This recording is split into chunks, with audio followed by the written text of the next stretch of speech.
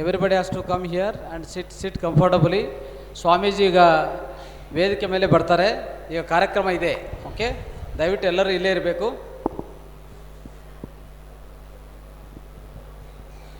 So now our next session is Shri Shri Sant Sadanandagiri Maharaj వారిచే ಪ್ರಶ್ನ ಜವಾಬುಲು, ಸ್ಪಿರಿಚುವಲ್ ಕ್ವಶನ್ಸ್ ಆ್ಯಂಡ್ ಆನ್ಸರ್ಸ್. ನಿಮ್ಗೆ ಏನೇ ಪ್ರಶ್ನೆ ಇದ್ದರೆ ಕೇಳ್ಬೋದು. ಅದಕ್ಕೆ ಮುಂಚೆ ಸ್ವಾಮೀಜಿಯವರು ನಮಗೆ ಕುಂಡಲಿನಿ ಬಗ್ಗೆ ಸ್ವಲ್ಪ ತಿಳಿಸ್ಕೊಡ್ತಾರೆ. ಕುಂಡಲಿನಿ ಜಾಗೃತ ಬಗ್ಗೆ, ಕುಂಡಲಿನಿ ಅವೇರ್ನೆಸ್ ಬಗ್ಗೆ ಸ್ವಲ್ಪ ಹೇಳ್ಕೊಡ್ತಾರೆ, ಕುಂಡಲಿನಿ ಆ್ಯಕ್ಟಿವೇಶನ್ ಬಗ್ಗೆ. ತದನಂತರ ಪ್ರಶ್ನೆ ಜವಾಬುಗಳು. So we invite our Swamiji to grace the dais. Yes, let's claps for Swamiji now. Very good. Any question? கேள்விகள் பதில்கள் அப்படின்னு சுவாமிஜி கிட்ட நம்ம கேள்விகள் கேட்கலாம். அவர்கிட்ட என்ன கேட்கணுமோ அந்த கேள்விகள் மட்டும் கேளுங்க.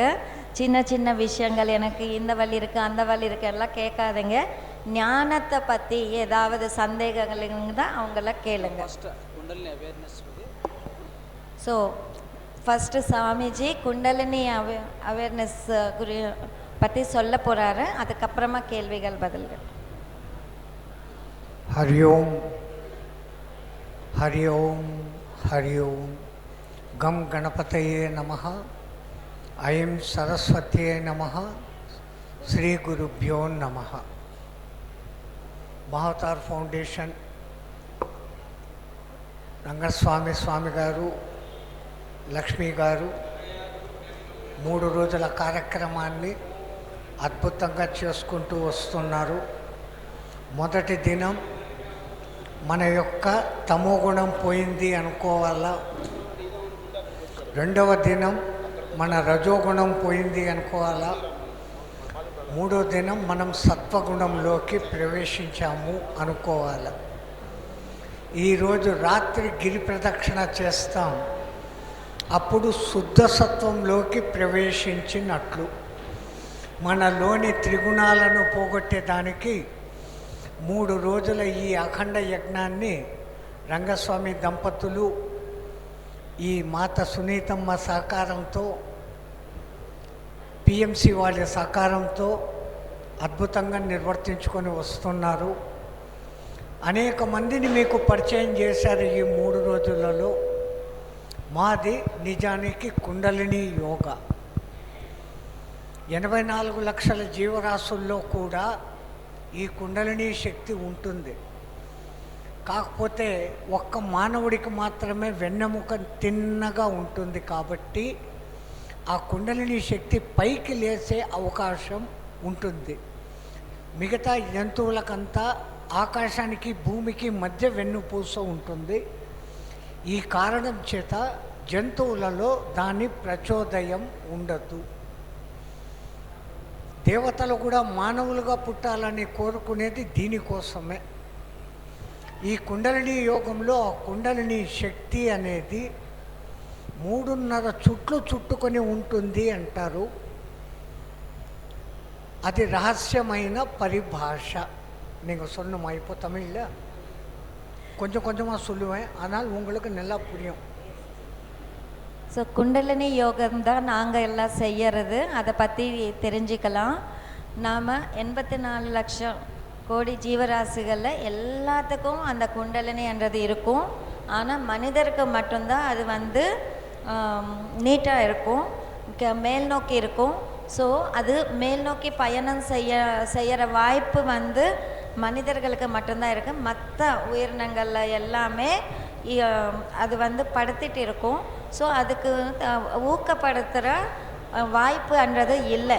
ஆனால் மனிதர்களுக்கு அது இருக்குது. அதனால தான் தேவதர்கள் கூட மனிதர்களாக பிறக்கணும் அப்படின்னு ஏன் விரும்புகிறாங்கன்னா, குண்டலினி இது வந்து மேல் நோக்கி நாம் ஊக்க வைக்க முடியும். அதனால் ಸೊ ಸ್ವಾಮೀಜಿಯವರು ಹೇಳ್ತಾ ಇದ್ದಾರೆ, ನಮ್ಮ ವಿಧಾನ ಕುಂಡಲಿನಿ ವಿಧಾನ ಅಂತ ಹೇಳ್ತಾ ಇದ್ದಾರೆ. ಕುಂಡಲಿನಿ ಅನ್ನೋದು ತುಂಬ ಒಂದು ಅದ್ಭುತವಾದ ಶಕ್ತಿ ಅಡಗಿದೆ. ಸೊ ಮೂಲಾಧಾರದಲ್ಲಿ ಅದು ಪ್ರತ್ಯೇಕವಾಗಿ ಮನಸ್ಸಲ್ಲಿ, ಅಂದರೆ ಒಂದು ಹ್ಯೂಮನ್ ಬೀಯಿಂಗಲ್ಲಿ ನಾವು ಸ್ಟ್ರೈಟ್ ಆಗಿರ್ತೀವಲ್ಲ, ಅಂದರೆ ಕೆಳಗಡೆ ಇರುತ್ತೆ, ಅದು ಮೇಲೆಗೆ ತೊಗೊಂಡು ಹೋಗಬೇಕಾಗತ್ತೆ. ಆದರೆ ಎಲ್ಲ ಜಂತುಗಳು, ಎಲ್ಲ ಜಂತು ಜಾತಿಯಲ್ಲಿ ಏನಾಗುತ್ತೆ ಅಂದರೆ ಆರಿಜೆಂಟಲ್ ಆಗಿರುತ್ತೆ, ಈ ಥರ ಅಡ್ಡವಾಗಿರುತ್ತಲ್ಲ. ಸೊ ಅದು ಅಷ್ಟು ಸುಲಭವಾಗಿ ಕೆಳಗಿಂದ ಮೇಲೆಗೆ ಬರಲ್ಲ. ಅದಕ್ಕೆಲ್ಲ ಆತ್ಮಸಾಕ್ಷಾತ್ಕಾರ ಹೊಂದೋದು ಕಷ್ಟ ಆಗುತ್ತೆ. ಅದಕ್ಕೆ ದೇವರು ಸಹ ಮನಸ್ಸಿನ ರೂಪೇನ ಭೂಮಿಗೆ ಬರಬೇಕಂತ ಇಷ್ಟಪಡ್ತಾರೆ. ಯಾಕಂದರೆ ಅದು ಸುಲಭವಾಗಿ ಸ್ವಲ್ಪ ಮೇಲೆ ತಗೊಂಡು ಬರೋಕ್ಕೆ ಅವಕಾಶ ಇದೆ. ఆ కుండలిని శక్తి 3.5 చుట్లే ఎందుకు ఉంటుంది అంటే, మొదటి చుట్టు అనే ఫస్ట్ రౌండు శిలలు, ఖనిజాలు అనే జన్మలు మనం తీసుకుంటున్నాం. 84 లక్షలలో 20 లక్షల జన్మలు శిలలుగా, ఖనిజాలుగా మనం పుడుతున్నాం. శిలలకు ప్రాణం లేదనుకుంటాం, కానీ దాని చైతన్యము 0.000% ఉంటుంది. శిలలు కూడా పెరుగుతాయి. కాణిపాకం గణపతి సంవత్సరానికి ఒక్కసారి సెంటీమీటర్ పెరుగుతూ ఉన్నాడు.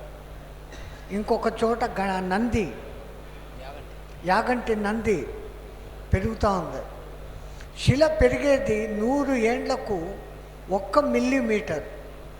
మన జీవితకాలంలో దాని పెరుగుదల చూడలేం. ஸோ మనము தமிழா ஓகே, நம்ம அந்த 3 சுற்றிட்டு இருக்கும் அந்த குண்டலினி. ஏன் அப்படின்னா, இந்த 84 லட்சம் ஜீவராசிகளில் நாம் நம்மளோட ஜென்மங்களில் 20 லட்சம் ஜென்மம் நாம் ஒரு கல்லாவோ ஒரு சிலையாவோ நாம் பிறப்போம். சிலையில் உயிர் இல்லை, சைத்தன்யம் இல்லை அப்படின்னு நாம் நினச்சிப்போம். ஆனால் அதில் கூட சைத்தன்யம் இருக்குது. ஆனால் அது 0.001% தான் இருக்கும். அதனால் அதனோட வளர்ச்சி நம்மளால் பார்க்க முடியாது. ஆனால் நம்ம காணிப்பாக்கம் விநாயகரை பார்த்திங்கன்னா ஒரு சென்டிமீட்டர் ஒரு வருஷத்துக்கு ஒரு வாட்டி வளர்ந்துட்டு இருக்காங்க. அதே போல் யாகண்டியில் நந்தீஸ்வரர் கூட வளர்ந்துட்டு இருக்கு.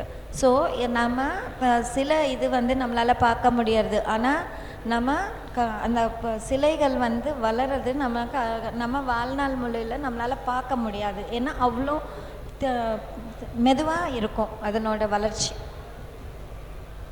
ಸೊ ನಾವು ಮೊದಲನೇ 84 ಲಕ್ಷ ಜನ್ಮಗಳಲ್ಲಿ 80 ಲಕ್ಷ ಜನ್ಮಗಳು ಈ ಖನಿಜ ರೂಪದಲ್ಲೇ ಆಗುತ್ತೆ. ಓಕೆ, ಖನಿಜ ರೂಪದಲ್ಲಿನೂ ಚೈತನ್ಯ ಇದೆ, ಆದರೆ ಅದು ಅತಿ ಸೂಕ್ಷ್ಮ ರೂಪದಲ್ಲಿರುತ್ತೆ. ಅಲ್ಲಿ ಚೈತನ್ಯ ಇದೆ. ಒಂಥರ ಕಲ್ಲು ಸಹ ಬೆಳೀತಾ ಇರ್ತದೆ. ಉದಾಹರಣೆಗೆ ಯಾಗಂಟಿ ನಂದಿ ಮತ್ತು ಕಾಣಿಪಾಗಂ ನಂದಿ ಅವೆಲ್ಲ ಸ್ವಲ್ಪ ಇನ್ಕ್ರೀಸ್ ಆಗ್ತಾ ಇರ್ತದೆ. ಅಂದರೆ 100 ವರ್ಷಕ್ಕೆ ಸ್ವಲ್ಪ ಇಂಪ್ರೂವ್ ಆಗ್ಬೋದು ಆ ರೀತಿಯಲ್ಲಿ. ಬಟ್ ಅದರಲ್ಲಿ ವೃದ್ಧಿ ಇದೆ, ಆಯಿತಾ. ಆದರೆ ಅತಿ ಸೂಕ್ಷ್ಮವಾಗಿ 0.0001% ಆ ಪರ್ಸೆಂಟೇಜಲ್ಲಿ ಅಲ್ಲಿನೂ ಸಹ ವೃದ್ಧಿ ಇದೆ ಅಂತ ಹೇಳ್ತಾರೆ. రెండవ రౌండు పాదపాలు అనబడే చెట్లలో చైతన్యం ఉంది, ప్రాణం ఉంది అన్న సంగతి మనకందరికీ తెలుసు. ఆ చెట్ల జన్మలు కూడా 20 లక్షల జన్మలు. ஸோ முதல் சுற்று கல் சிலை அப்படின்னா, இரண்டாவது சுற்று மரங்கள், கொடிகள், செடிகள். ஸோ அதில் உயிர்த்தன்மை இருக்குது, சைத்தன்யம் இருக்குதுன்னு நம்ம கண்கூடியாக பார்க்க முடியும். அது அந்த இதில் கூட நம்ம 20 லட்சம் ஜென்மங்கள் நாம் எடுத்துகிட்டு இருப்போம். ಸೊ ವೃಕ್ಷ ಜಾತಿಯಲ್ಲಿನೂ ಸಹ ಚೈತನ್ಯ ಇದೆ ಅಂತ ನಮಗೆಲ್ಲ ಪರಿಚಯ ಇದೆ. ಸೊ ಸರ್ ಜಗದೀಶ್ ಚಂದ್ರ ಬೋಸ್ ಅಂತ ಸೈಂಟಿಸ್ಟ್ ಪ್ರೂವ್ ಮಾಡಿದ್ರಲ್ಲ, ವೃಕ್ಷ ಜಾತಿ ಸಸ್ಯಗಳು ಸಹ ಅದ್ರ ಜೊತೆಗೆ ನಾವು ಕಮ್ಯುನಿಕೇಟ್ ಮಾಡ್ಬೋದು, ಅದರಲ್ಲಿ ಚೈತನ್ಯ ಅಡಗಿದೆ ಅಂತ ಹೇಳಿದ್ದಾರೆ. మూడవ రౌండు పశు పక్షాదులు, నీళ్ళల్లో ఉండే చేపలు. ఈ 3 రౌండ్లు అయిపోయినాక మానవులుగా మనం వచ్చాం. పూర్ణ మానవులం కాలేదు, మానవులుగానే ఉన్నాం, కానీ మాధవులం కాలేదు. ఆ మాధవులం అయ్యేదానికి చేసే సాధన కుండలిని సాధన. ஸோ மூன்றாவது சுத்து என்னன்னா விலங்குகள், பறவைகள் அப்படின்னு சொல்லலாம். ஸோ நீரில் இருக்கிற உயிரினங்கள், விலங்குகள் அது எல்லாமே மூன்றாவது சுற்றில் நாம் இருப்போம். ஸோ நாலாவது வந்து மாணவர்கள் நாம் முழுமை அடையலை, நாம் வந்து தெய்வமாக இன்னும் மாறலை. அதனால தான் 3 சுத்து அப்படின்னு சொல்கிறது. தெய்வமாக மாறுறதுக்காக தான் நாம் வந்து பிறந்திருக்கோம், பயிற்சி செஞ்சுட்டு இருக்கிறோம். குண்டலினி யோகத்தை நாம் பயிற்சி செய்யணும்.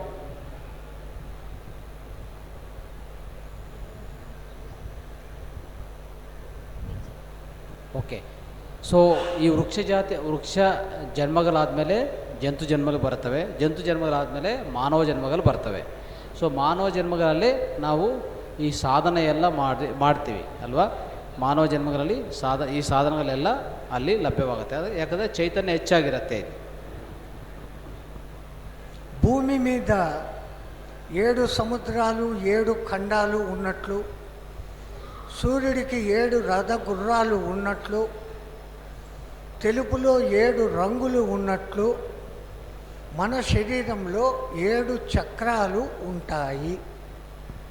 ஸோ எப்படி வந்து 7 கடல்கள் அப்படின்னு சொல்கிறோம், நம்ம பூமியில் 7 கான்டினென்ட்ஸ் அப்படின்னு சொல்கிறோம். அதுபோல் நம்ம வெள்ளையில் 7 வர்ணங்கள் கலர்ஸ் இருக்கும் அப்படின்னு சொல்கிறோம். அதுபோல் நம்ம உடலில் கூட 7 ಚಕ್ರங்கள் அப்படின்னு இருக்குது.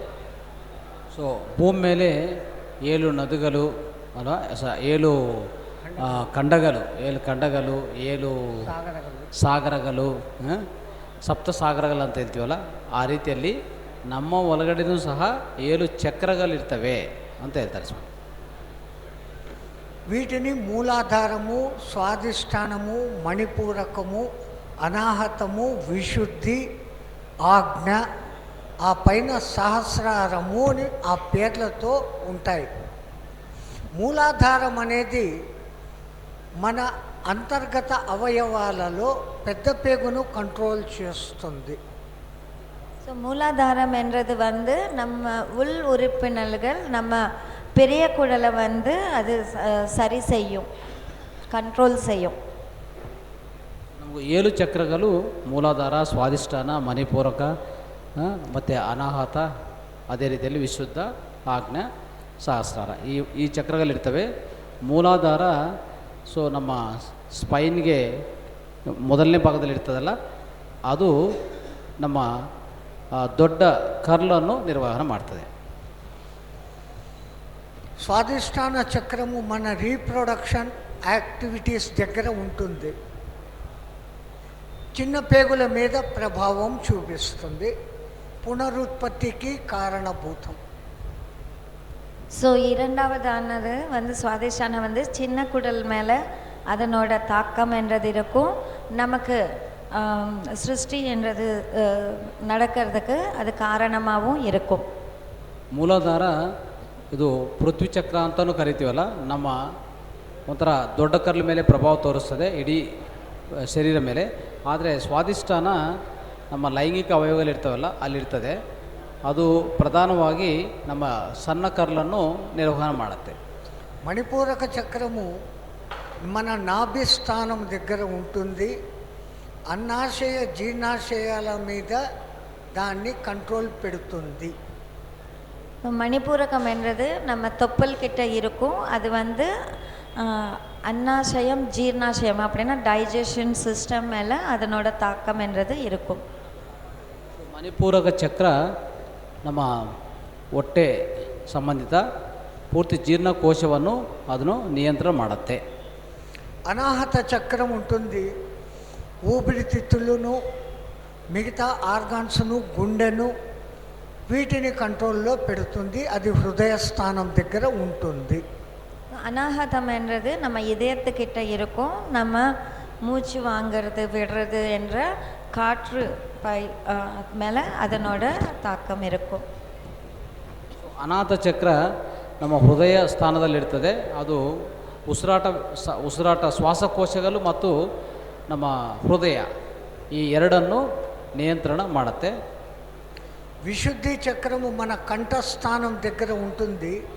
మన వోకల్ కార్డ్, స్వర పేటిక, దీనిని నియంత్రిస్తూ ఉంటుంది. சார் நம்ம விசுத்த சக்கரன்றது கழுத்துக்கிட்ட இருக்கும். அது வந்து நம்ம பேச்சு என்றது நம்ம ஸ்வரம் எப்படி என்ற இசை என்றது ಅದೆಲ್ಲ ಕಂಟ್ರೋಲ್ பண்ணிட்டே இருக்கும். ವಿಶುದ್ಧ ಚಕ್ರ ನಮ್ಮ ಗಂಟ್ಲು ಪ್ರಾಂತದಲ್ಲಿರುತ್ತೆ. ಅದು ನಮ್ಮ ವೋಕಲ್ ಕಾರ್ಡ್ಸ್, ಅಂದರೆ ಈ ಶಬ್ದ ಬರುವಂಥ ಶಬ್ದಕ್ಕೆ ಕಾರಣ ಆಗುವಂಥ ವೋಕಲ್ ಕಾರ್ಡ್ಸ್ ಇರ್ತಾವಲ್ಲ, ಅದನ್ನು ನಿರ್ವಹಣೆ ಮಾಡುತ್ತೆ. ఇప్పుడు మళ్ళీ పంచభూతాలకు ఈ చక్రాలకు కనెక్టివిటీ. పంచభూతాల్లో భూమికి మూలాధారానికి లింకు, జలస్థానానికి మణిపూరానికి లింకు, అగ్నిస్థానానికి మణిపూరానికి లింకు, వాయుస్థానానికి హృదయస్థానానికి లింకు, విశుద్ధి చక్రము ఆకాశ తత్వానికి నిలయం. ஸோ நம்ம பஞ்சபூதங்கள் அப்படி என்று சொல்லி நிலம் நீர் அதெல்லாம் சொல்கிறோம் இல்லையா, அக்னி வாயு அப்படின்னு, அது எல்லாமே இந்த சக்கரங்களுக்கு தொடர்ச்சியாக இருக்கும்.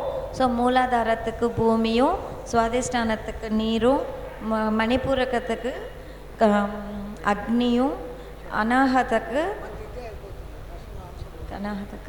அனாகத்துக்கு காற்றும், விசுத்தக்கு ஆகாயமும் கனெக்டாக இருக்கும். ಸೊ ನಮ್ಮ ಈ ಎಲ್ಲ ಚಕ್ರಗಳಿಗೂ ಮತ್ತು ಪಂಚಭೂತಗಳಿಗೆ ಸಂಬಂಧ ಇದೆ. ಈಗ ಮೂಲಾಧಾರ ಚಕ್ರ ಪೃಥ್ವಿ ತತ್ವಕ್ಕೆ, ಸ್ವಾಧಿಷ್ಠಾನ ಚಕ್ರ ನೀರು ತತ್ವಕ್ಕೆ, ಮತ್ತು ಮಣಿಪುರ ಚಕ್ರ ಅಗ್ನಿ ತತ್ವಕ್ಕೆ ಅಲ್ವಾ. ನೆಕ್ಸ್ಟು ಅನಾಥ ಚಕ್ರ ವಾಯು ತತ್ವಕ್ಕೆ, ವಿಶುದ್ಧ ಚಕ್ರ ಆಕಾಶ ತತ್ವಕ್ಕೆ ಸಂಬಂಧ ಇದೆ.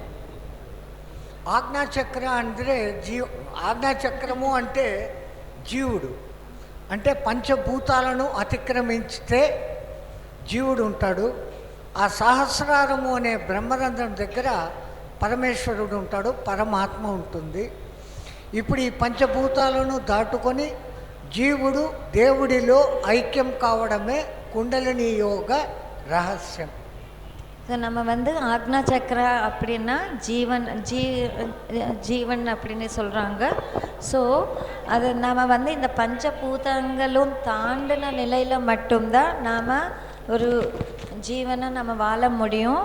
சஹஸ்ராரா கிட்ட தெய்வீக நிலை அப்படின்னு சொல்லுவோம். ஸோ இந்த ஜீவன் வந்து நம்ம தெய்வமாக மாறணுன்னா அது அந்த பயணம் தான் குண்டலினி யோகம் அப்படின்னு சொல்கிறது. ಈಗ ಈ ಪಂಚಭೂತಗಳಂದರೆ ಮೊದಲನೇ 5 ಚಕ್ರಗಳು, ಕೆಳಗಡೆಯಿಂದ ಇಲ್ಲಿವರೆಗೂ ಇರುವಂಥ 5 ಚಕ್ರಗಳು. ಇದು ದಾಟಿದ ಮೇಲೆ ನೆಕ್ಸ್ಟ್ ಬರೋದೇ ಆಜ್ಞಾ ಚಕ್ರ. ಇಲ್ಲಿ ಜೀವರು ಅಂತ ಹೇಳ್ತೀವಲ್ಲ, ಸೊ ಇಲ್ಲಿ ಉಪಸ್ಥಿತವಾಗಿರ್ತದೆ. ಮತ್ತು ಮೇಲೆ ಹೋಗುವಾಗ ಇಲ್ಲಿ ಪರಮಾತ್ಮ ಉಪಸ್ಥಿತ ಇರ್ತದೆ. ಸೊ ಇಲ್ಲಿಂದ ಇಲ್ಲಿಗೆ ಹೋಗಿ ನಾವು ಸೇರಿಕೊಂಡೋದೇ ಅದೇ ಈ ಕುಂಡಲಿನಿ ಯೋಗ, ಮತ್ತು ಅದೇ ನಾವು ఆత్మ సాక్షాత్కార అంత ಹೇಳ್ತೀವಿ. కుండలిని యోగం సులభంగా అర్థం చేయాలంటే శివ కుటుంబంకి కుండలినికి లింకు ఉంది. కుండలిని అనే శక్తి అమ్మవారు, మూలాధారం దగ్గర గణపతి ఉంటాడు. అమ్మవారు పార్వతీదేవి గణపతిని తయారు చేసుకునింది కాబట్టి ఎక్కువ వాళ్ళిద్దరి మధ్య లింక్ ఉంటుంది. మూలాధారం దగ్గర గణపతి అధిష్టానంగా ఉంటాడు. అక్కడనే అమ్మవారు కుండలిని శక్తి రూపంలో, సర్పరూపంలో ఉంటుంది. సహస్రారంలో శివ పరమాత్మ ఉంటాడు. ఈ 7 పరమాత్మ కింద 6 చక్రాలు ఉన్నాయి. ఈ 6 చక్రాలు సుబ్రహ్మణ్య స్వామి 6 తలలకు సంకేతం. குண்டலினி யோகத்துக்கும் சிவபெருமான் அவங்க குடும்பத்துக்கும் தொடர்பு உண்டு. குண்டலினி என்றது அம்மன், பார்வதி அம்மன். பார்வதி அம்மன் என்ன செஞ்சுருக்காங்க, விநாயகரை தயாரிச்சுக்கிட்டாங்க அவங்களே. ஸோ அது விநாயகர் வந்து மூலாதார ஸ்தானத்தில் இருப்பார். சிவன் பெருமாள் வந்து சஹஸ்ராரத்தில் இருப்பார். நடுவில் இருக்கிற 6 சக்கரங்கள் வந்து சுப்பிரமணிய சுவாமி ஓட 6 தலைகளுக்கு நிலையாக இருக்கும். ಸೊ ಇಲ್ಲಿ ಮೂಲಾಧಾರದಲ್ಲಿ ಆ ಶಕ್ತಿ ಅಂದರೆ ಅಮ್ಮ ಶಕ್ತಿ ಅಲ್ಲಿರ್ತದೆ, ಅಡಗಿರ್ತದೆ. ಅಲ್ಲಿ ಗಣಪತಿ ಅಂದರೆ ಮೂಲಾಧಾರಕ್ಕೆ ಪ್ರತೀಕ ಗಣಪತಿ ಅಲ್ಲಿರುವಂಥದ್ದು. ಮೇಲೆ ಮೇಲೆ ಭಾಗ ಅಂದರೆ ಸಹಸ್ರಾರದಲ್ಲಿ ಶಿವನ ಶಕ್ತಿ ಅಲ್ವಾ, ಶಿವನ ಶಕ್ತಿ. ಅದು ಕೆಳಗಡೆ ಇರುವಂಥ 6 ಚಕ್ರಗಳು ಸುಬ್ರಹ್ಮಣ್ಯ ಸ್ವಾಮಿದೆಲ್ಲ, ಅವರ ತಲೆಗಳು 6 ತಲೆಗಳಿದೆಲ್ಲ ಅದಕ್ಕೂ ప్రతీక. ఇంతకుముందు ప్రోగ్రాంలో డాక్టర్ మేడం చెప్పిన కుంభక స్థితి, కుండలిని యోగంలో పూరకము అంటే గాలి తీసుకోవడం, బంధించి కొంచెం సేపు పెట్టడాన్ని కుంభకం అంటాము, గాలిని వదిలేసేదాన్ని రేచకము అంటాం. పూరక కుంభక రేచకాలు ఆమె చెప్పిన నిష్పత్తే 1:4:2. ఒక్క ఓంకారం చెప్తూ గాలి తీసుకుంటే 4 ఓంకారాలు చెప్పేంత వరకు గాలిని బంధించాలి. 2 ఓంకారాలు చెప్పేంత లోపల గాలిని వదిలివేయాలి. ఇట్లా ఈ నెంబరింగ్ పెంచుకుంటూ కుంభక స్థాయిని ఎక్కువసేపు చేయగలగాలి. సో ఈ యోగంలో ఏంటంటే మనము ఈ కుంభక రేచక అని పూరక అని చెప్తూ ఉంటాము యోగంలో. తమిళ్లో సొల్లును, నా తెలుగులో సొల్లిటే నీకు తమిళ్లో సొల్లును. ஓகே. ஸோ யோகத்தில் என்ன சொல்லுவாங்கன்னா பூரகம் கும்பகம் ரேச்சகம் அப்படின்னு சொல்கிறாங்க. இதுக்கு முன்னே அந்த யோகா மேடம் சொன்னாங்க இல்லையா, ஒரு கவுண்ட்டு வந்து உள்ளே இழுக்கணும், 4 கவுண்ட்டு பிடிச்சி வச்சுக்கணும், 2 கவுண்ட்டு விடணும் அப்படின்னு கரெக்டாக தான் சொல்லியிருக்காங்க. ஓம் அப்படின்னு ஒரு வாட்டி சொல்கிற வரைக்கும் நம்ம மூச்சை வந்து இழுக்கணும். ஓம் அப்படின்னு 4 வாட்டி சொல்கிற வரைக்கும் பிடிச்சிக்கணும். ஓம் அப்படின்னு திருப்பி 2 வாட்டி சொல்கிற வரைக்கும் சொல்கிறதுக்குள்ளே விடணும். ஸோ இதை வந்து அந்த கும்பகம் அப்படின்னு பிடிச்சி வச்சுருக்கோம் பாருங்கள், அது எண்ணிக்கை வந்து அதிகமாயிட்டே இருக்கணும். அது ಕುಂಡಲಿನಿ ಯೋಗமாக ಮಾರು. ಈಗ ಇದಕ್ಕೆ ಮುಂಚೆ ನ್ಯಾಚುರೋಪತಿ ಡಾಕ್ಟರ್ ಷಣ್ಮುಗ ಪ್ರಿಯ ಅವರು ಹೇಳಿಕೊಟ್ರಲ್ಲ ಕುಂಭಕ ಅಂತ, ಅಂದರೆ 1 ಕೌಂಟು ಒಳಗಡೆ ತೊಗೊಂಡೋದು ಆಯಿತಾ, 4 ಕೌಂಟು ಕುಂಭಕ ಮಾಡೋದು, 2 ಕೌಂಟು ಆಚೆ ಕಡೆ ಬಿಡೋದು.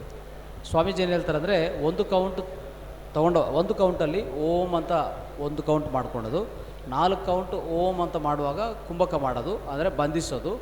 ಸೊ 2 ಕೌಂಟು ಆಚೆ ಕಡೆ ಉಚ್ಛ್ವಾಸ ಬಿಡೋದು, ಅಲ್ಲಿಯೂ ಸಹ 2 ಸರಿ ಓಂ ಅಂತ ಇರೋದು. ಈ ರೀತಿ ಮಾಡಿದರೆ ಏನಾಗತ್ತಂದರೆ ಸೊ ಖಂಡಿತ ಅದು ಮಾಡುವಾಗ ಸೊ ಅದ್ಭುತವಾದ ರೀತಿಯಲ್ಲಿ ನಾವು ಈಗಾಗಲೇ ಹೇಳ್ಕೊಂಡಿದ್ದೀವಲ್ಲ ಕುಂಡಲಿ ಯೋಗ ಅಂದರೆ ಕುಂಡಲಿ ಯೋಗ, ಆ ಕುಂಡಲಿನಿಯನ್ನು ಜಾಗೃತಕ ಮಾಡೋದು ಅದು ಸುಲಭವಾಗಿ ಆಗುತ್ತೆ. ಆ ರೀತಿಯಲ್ಲಿ ಮಾಡಬೇಕು ಅಂತ ಹೇಳ್ತಾರೆ. ఇలా కుంభక స్థాయిని 2-3 ఏళ్ళు సాధన చేసి ఎక్కువసేపు కుంభించగలిగిన స్థితికి వచ్చిన తరువాత 3 బంధాలు ఉంటాయి. మూలబంధము, ఉడ్డియాన బంధము, జాలంధర బంధము అంటారు. நான் தமிழில் சொல்ல வேண்டுமா? இப்போ கொஞ்சம் நேரம் நம்ம ஒட்டை உள்ளே காற்றுன்னு நிப்பாட்டி எப்படி வச்சுக்கொண்டு சாதனை நிறைய பண்ணி விட்டா பிற்பாடு மூலபந்தம்ன்றது ஒன்று போடணும். மூலபந்தம், உடியான பந்தம், ಜಾಲಾಂಧರ ಬಂಧವನ್றது 3 ಬಂಧನಂ போட வேண்டியது ஆகும். ಸೊ ಈ ಕುಂಭಕ ಅನ್ನೋದು ಜಾಸ್ತಿ ಮಾಡ್ತಾ ಇದ್ದರೆ ನಮಗೆ ನಮ್ಮ ದೇಹದಲ್ಲಿ 3 ಬಂಧಗಳಿದೆ, ಮೂಲಬಂಧ, ಉದ್ಯಾನ ಬಂಧ, ಜಲಾಂಧ್ರ ಬಂಧ ಅಂತ. ಆ 3 ಬಂಧಗಳು ಸಹ ಸೊ ನಾವು ಅದನ್ನು యాక్టివేట్ ಮಾಡ್ಕೋಬಹುದು. అట్లా బంధించినప్పుడు పీల్చిన గాలి ఇడా పింగళ నాడుల్లో పోలేక సుషుమ్న నాడిలోకి ప్రవేశిస్తుంది.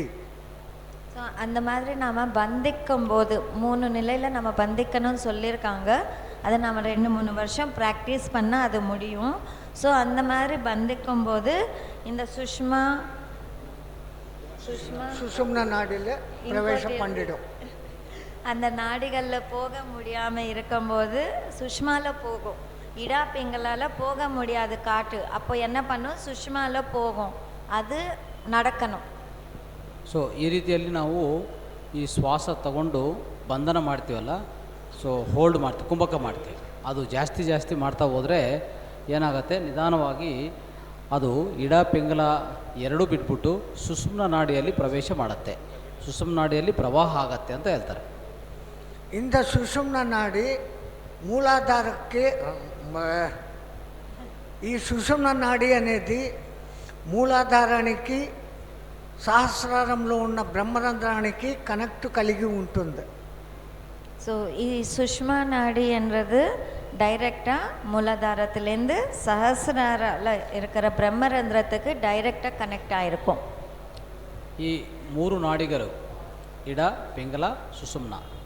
ಇಡನಾಡಿ ಮೂಲಾಧಾರದಿಂದ ಸ್ಟಾರ್ಟ್ ಆಗುತ್ತೆ, ಪಿಂಗಲ ನಾಡಿ ಅಲ್ಲೇ ಸ್ಟಾರ್ಟ್ ಆಗುತ್ತೆ, ಸುಷುಮ್ನ ಅಲ್ಲೇ ಸ್ಟಾರ್ಟ್ ಆಗುತ್ತೆ. ಅದೇ ಒಂದು ಸೆಂಟ್ರಲ್ಲಿ ಹೋಗ್ತದೆ, ಇನ್ನೊಂದು ಈ ಥರ, ಇನ್ನೊಂದು ಈ ಕಡೆಯಿಂದ ಒಂಥರ ಹಾವು ಹೋಗ್ತದಲ್ಲ, ಹಾವು.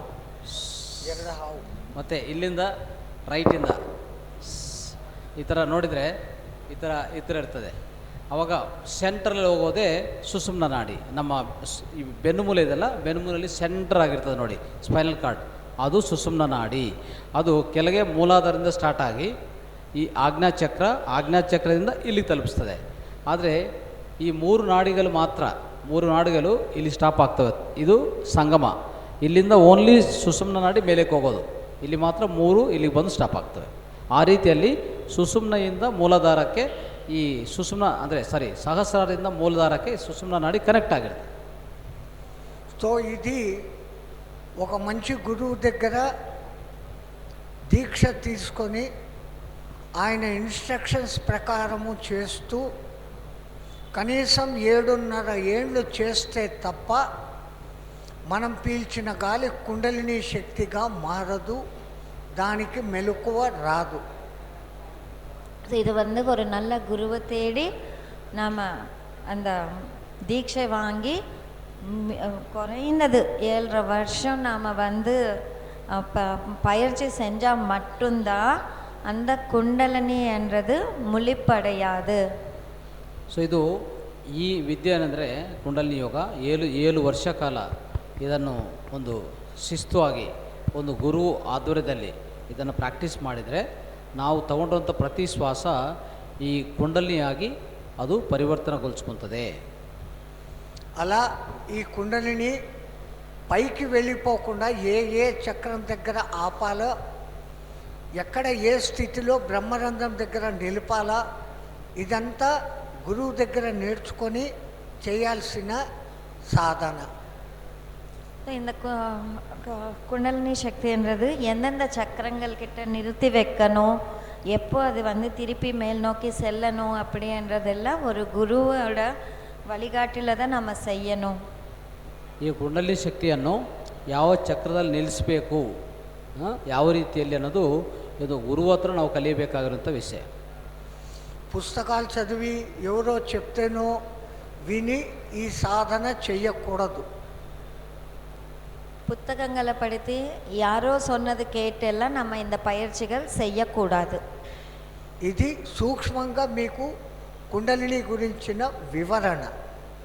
உங்களுக்கு கொஞ்சம் உங்களுக்கு தகவல் மட்டும்தான் நாங்கள் கொடுத்துட்டு இருக்கிறோம். குண்டலினி யோகம்னா என்ன, குண்டலினி சக்தினா என்ன, தகவல் மட்டும்தான் கொடுத்துட்டு இருக்கிறோம். ಸೊ ಈ ಕುಂಡಲಿನಿ ಯೋಗ ಬಗ್ಗೆ ಸ್ವಾಮೀಜಿಯವರು ನಮಗೆ ಸೂಕ್ಷ್ಮವಾಗಿ ತಿಳಿಸ್ಕೊಟ್ಟಿದ್ದಾರೆ, ರೈಟ್.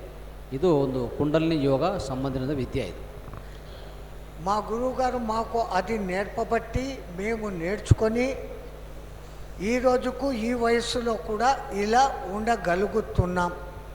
எங்கள் குரு எங்களுக்கு கற்றுக் கொடுத்ததுனால, நாங்கள் பயிற்சி செஞ்சதுனால மட்டும்தான் இந்த வயசில் கூட எங்களால் இது போல் வாழ முடியறது.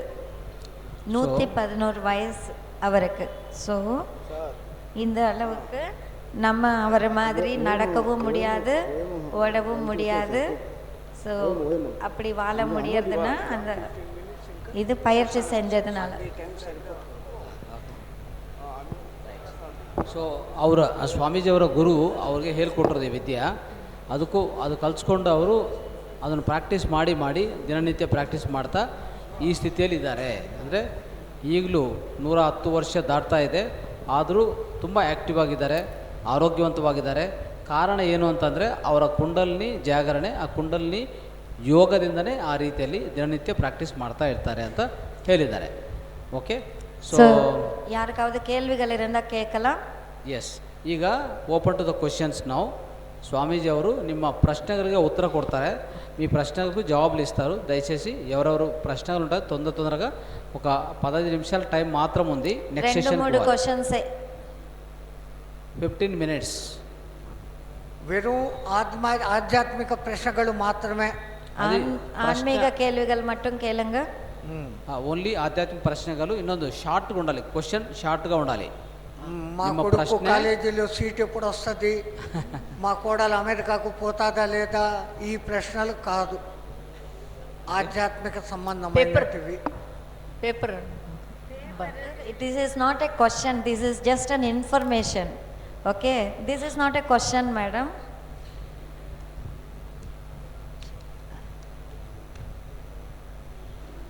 Namasmarana, japa, dhyana on different points.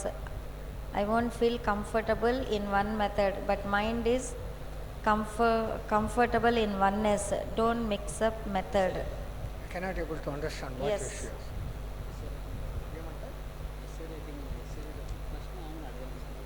You directly ask, madam, we are not able to understand that. What is your question, ma'am? Directly you ask question. ఇప్పుడు ఏం లాంగ్వేజ్ మీరు మీ లాంగ్వేజ్లో అడగండి, ఇంగ్లీష్ వద్దు, మీరు చెప్పండి. ಕನ್ನಡ ಕನ್ನಡ చెప్పండి. ಮಾತಾಡಿ. ನಾವು ಇವಾಗ ಗುರುಗಳಿಗೆ ಎಲ್ಲ ಭಾಷೆಗಳು ಬರ್ತದೆ, 14 ಭಾಷೆ. ಇವಾಗ ಎಷ್ಟೊಂದು ಜಪ ಎಲ್ಲ ಮಾಡ್ತೀವಲ್ಲ, ಜಪ ಮಾಡುವಾಗ ಮನಸ್ಸು ಸ್ವಲ್ಪ ಸ್ಟೆಬಿಲೈಸ್ ಆಗುತ್ತೆ. ಅದನ್ನು ಮಾಡೋದು ತಪ್ಪ? ಹಾಗೇನೂ ಇಲ್ಲ. ಜಪ ಮಾಡೋದು ಸಮಯ ನೀವು ಜಪ ದೇವರನ್ನು ಮಾಡ್ತಾ ಇದ್ದೀವೋ ಆ ದೇವರನ್ನು ಊಹನಲ್ಲಿ ಇಟ್ಕೋಬೇಕು.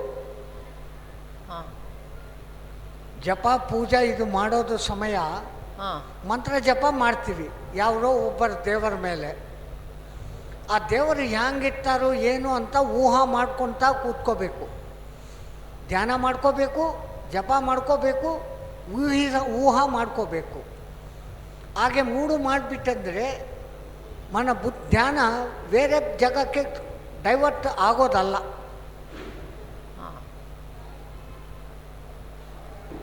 ಊಹೆ ಮಾಡ್ಕೊಳ್ಳೋಕ್ಕೆ ಕೆಲವು ಜಪಗಳಿಗೆ ಅರ್ಥನೇ ಇರಲ್ಲ,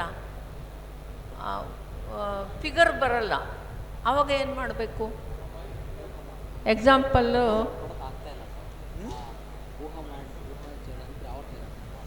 ಇಲ್ಲೇ ನಿಮ್ಮ ಕಣ್ಮುನ್ನಾಡಿ ಒಂದು ಚಿತ್ರ, ದೇವರದ್ದು ಚಿತ್ರ, ಅದು ಇಟ್ಕೊಂಡು ಅದೇ ನೋಡ್ಕೊತಾ ಇರಬೇಕು. ಈಗ ಕೃಷ್ಣ ಅಂದರೆ ಕಸ್ತೂರಿ ತಿಲಕಂ ಲಲಾಟ ಫಲಕೆ ವಕ್ಷಸ್ಥಲೇ ಕೌಸ್ತುಭಂ ನಾಸಾಗ್ರೇ ನವಮೌಕ್ತಿಕಂ ಕರತಲೇ ವೇಣುಂ ಕರೇ ಕಂಕಣಂ ಸರ್ವಾಂಗೇ ಹರಿಚಂದನಂದ ಕಲಶಂ ಕಂಠೇಶ ಮುಕ್ತಾವಳಿ ಗೋಪಸ್ತ್ರೀ ಪರಿವೇಷ್ಟಿತಂ ವಿಜಯತೆ ಗೋಪಾಲ ಚೂಡಾಮಣಿ. ಇದು ನಾವು ಹೇಳ್ತಾ ಇದ್ದೀವಿ, ನೋಡ್ತಾ ಇರೋದು ಆ ವಿಗ್ರಹನೇ. ಹಾಗೆ ಮನಸ್ಸು ನಿಲ್ಲಿಸ್ಬಿಡ್ತದೆ. ಮನೋನಿಗ್ರಹವಾಗಿ ನಾವು ಮಾಡೋದು ಪೂಜಾ ಪ್ರಾರ್ಥನಾ. ಅಂದರೆ ವಿಗ್ರಹ ಮನೋನಿಗ್ರಹಕ್ಕೆ ಕಾರಣವಾಗುತ್ತದೆ. ವಿಗ್ರಹ ಇಲ್ಲಂದರೆ ಒಂದು ಫೋಟೋ, ಅದು ನೋಡ್ಕೊತ ಅವರ ಬಗ್ಗಿದು ಸ್ತೋತ್ರ ಯಾವುದೋ ಒಂದು ಮಾಡಿಬಿಟ್ಟಂದರೆ ಮನಸ್ಸು ಚಂಚಲ ಆಗೋದಕ್ಕೂ ಅವಕಾಶ ಅಲ್ಲ. ಆ ದೇವರ ಕರುಣ ನಮಗೂ ಸಿಗ್ಗುಬಿಡ್ತದೆ. ಈಗ ನೆಕ್ಸ್ಟ್ ಕ್ವಶನ್ ಬೇರೆ. Yes sir. Pass it. Sadananda గురుజీకి నమస్సుమాంజలి. స్వామి, సాధన చేసేటప్పుడు పూరక, కుంభక, శూన్యక, రేచక ఇవి సాధన చేస్తున్నప్పుడు దాని యొక్క 1:2:3 1:4:2 ఇది సాధన చేస్తూ పెంచుకోవడం ఎలా? అవును, ఇప్పుడు అందుకే మీకు ఒక ఎగ్జాంపుల్ చెప్తాను. ఒక్కసారి ఔం అంటూ చెప్తూ గాలి తీసుకుంటే 4 ఔంకారాలు చెప్పేంత వరకు బంధించి పెట్టాలా, 2 ఔంకారాలు చెప్పేంత లోపల వదిలేయాల. అట్లా 10 ఓంకారాన్స్ చెప్పారనుకోండి, అప్పుడు 10 into 4 40 ఓంకారాన్స్ చెప్పేంత వరకు కుంభించి పెట్టాల. 20 ఓంకారాన్స్ చెప్పేంత లోపల వదిలిపెట్టాల. అక్కడ ఏం జరుగుతుంది మ్యాజిక్ అంటే 10 ఓంకారాన్స్ చెప్పుకుంటూ గాలి తీసుకున్నారు, 40 ఓంకారాన్స్ లోపల అనుకున్నారు. 10 + 40 50, విడిచిందెంత 20. 30 ఓంకార్ మన లోపల డిపిక్ట్ అయిపోతుంది. మన బ్రెయిన్లో 10,000 కోట్ల న్యూరాన్స్ ఉంటాయి. ఈ విధంగా కుంభకంలో ఓంకారం అంటూ ఉంటే ఆ ఒక్కొక్క న్యూరాను యాక్టివేట్ అవుతుంది. ஸோ நான் சுவாமி. தமிழில் சொல்கிறேன். నేను సాధన చేసేడు ఓంకారం చేస్తున్నా, నేను చేస్తున్నది కరెక్టో కాదో కరెక్ట్ చేయడానికి మీలాంటి స్వామిలు మాకు మార్గదర్శనం చేయాలి. ఒకసారి నేను చేసి వినిపిస్తా, అది కరెక్టో కాదో మీరు చెప్పండి. ఇప్పుడు ఇది ఎగ్జాంపుల్ కోసం 1 4 2 అన్నామే కానీ నిజానికి ఓం అని ఒకసారి లెక్క పెట్టి గాలి తీసుకోలేము.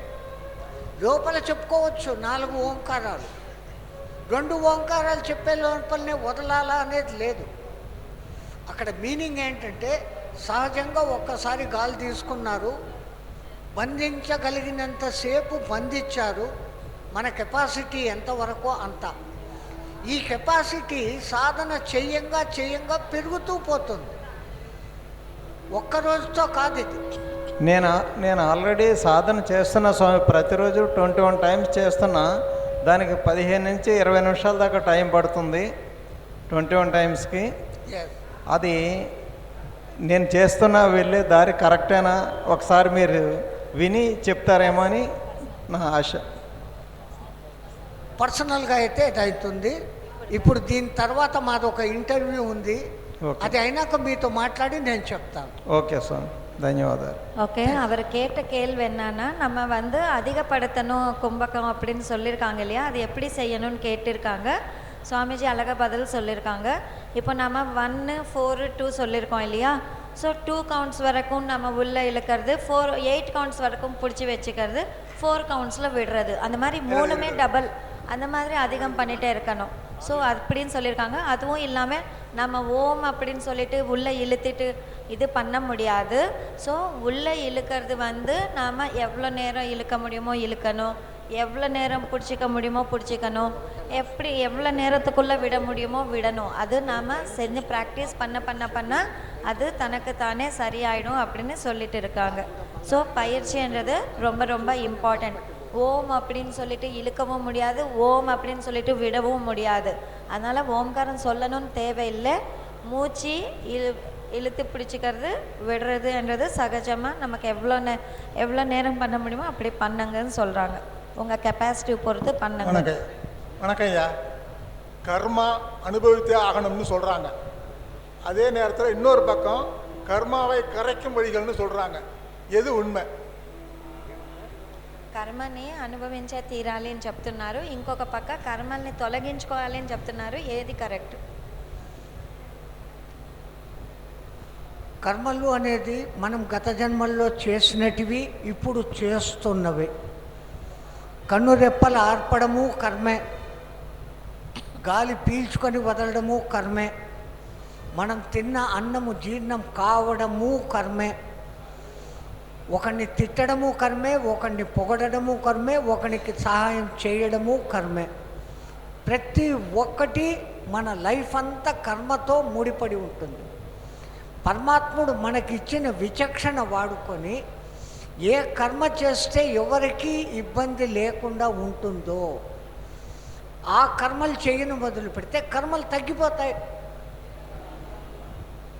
మన కోసమని మనం చేసే కర్మలు, ఇతరులకు సహాయం చేసేదానికి చేసే కర్మలు అవి కౌంటింగ్లోకి రానే రావు.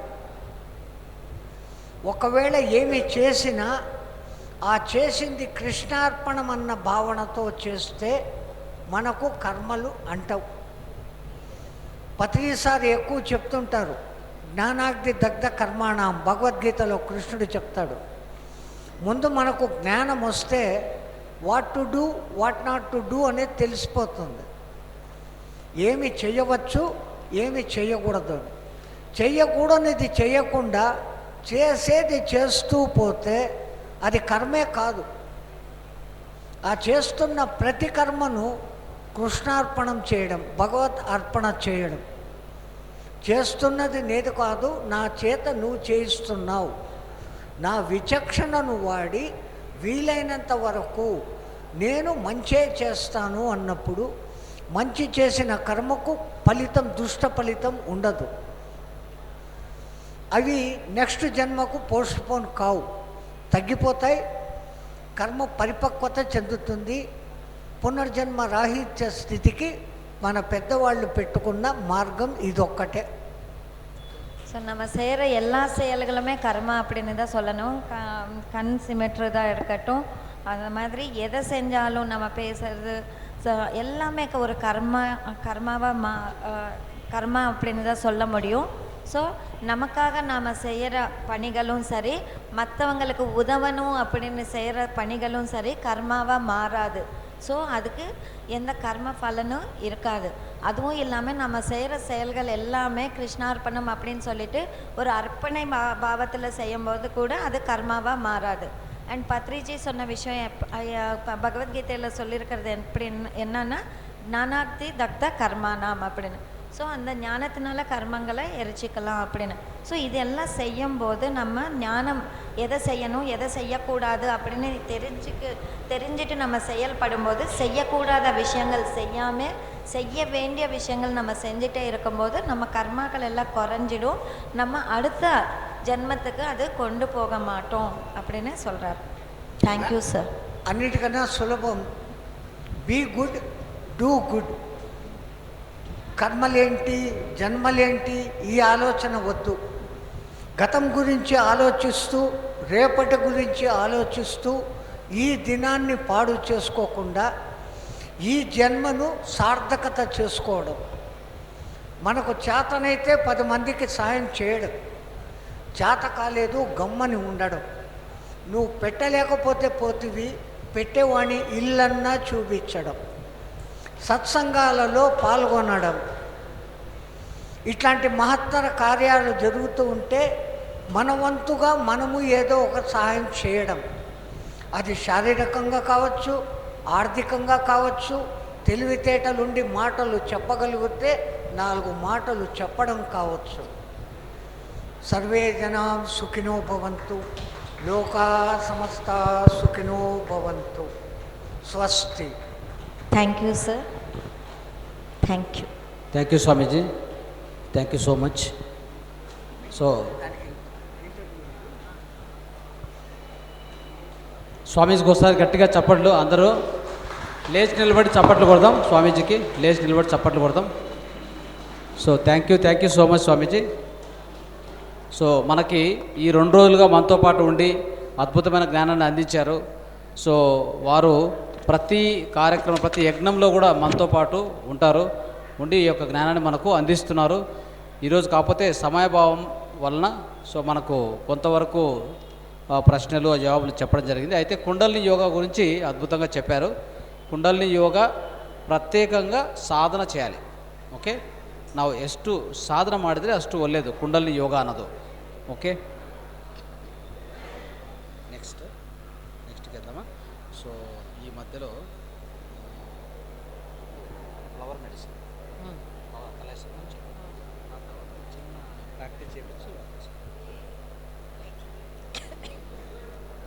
సో ಈಗ now let's welcome Kalai Selvan. So he is going to speak in Tamil and we will translate into Kannada and Telugu. It's a wonderful therapy. Flower medicine and Gausha therapy. Flower medicine and Gausha therapy. Flower medicine, how many people knows here? Can you raise the hand? Flower medicine. So நம்ம கூட கலை Selvan sir இருக்காங்க. Doctor கலை செல்வன் அவர்கள் flower மெடிசனை பற்றி பேச போகிறாரு. So கௌஷா therapy and flower மெடிசனை பற்றி பேச போகிறாரு. அவர் திருவண்ணாமலையில் தான் இருக்கார். ஸோ ஜெகதீஷ் சாருக்கு ரொம்ப நண்பர் அவர். So thank you. நம்ம தமிழ் ஜூம் செஷன்ஸில் நிறைய கிளாஸஸ் எடுத்திருக்காரு. அவர் தமிழில் பேச போகிறாரு, நான் தெலுங்குல ట్రాన్స్లేట్ பண்ண போகிறேன். సో ఎవరు ఎక్కువగా సౌండ్ చేయకూడదు, హాయిగా కూర్చోండి. ఈ ఫ్లవర్ మెడిసిన్ గౌషా థెరపీ చాలా ఇంపార్టెంట్. ఇది నేర్చుకున్న వాళ్ళకి నిజంగా ఇది చాలా చాలా ఉపయోగపడుతుంది. మనమే ఓన్గా కూడా ప్రాక్టీస్ చేసుకోవచ్చు, అంత మంచి థెరపీ ఇది. అంటే హోమియోపతి తెలుసు కదా మీకు అందరికీ, హోమియోపతి దానికంటే సులువుగా ఈ బ్యాచ్ ఫ్లవర్స్ అని ఉన్నాయి. బ్యాచ్ ఫ్లవర్స్ డాక్టర్ ಬ್ಯಾಚ್ అని చెప్పి ఆయన ಕನಿಪೆಟ್ಟಾರು. ಸೊ ಅವರು ಕೊಟ್ಟಿರೋಂಥ ಕೆಲವೇ ಮೆಡಿಸನ್ಸ್ ಈ ಫ್ಲವರ್ ಮೆಡಿಸಿನಲ್ಲಿ ಅದು ಹೋಮಿಯೋಪತಿ ಭಾಗವಾಗಿರುತ್ತೆ. 38 ಮೆಡಿಸಿನ್ ಇದೆ. ಅದ್ರ ಬಗ್ಗೆ ಸೊ ಸಂಪೂರ್ಣ ವಿಚಾರ ನಾವು ಈಗ ತಿಳ್ಕೊಳ್ಳೋಕ್ಕೆ ಪ್ರಯತ್ನ ಮಾಡೋಣ. ಓಕೆ,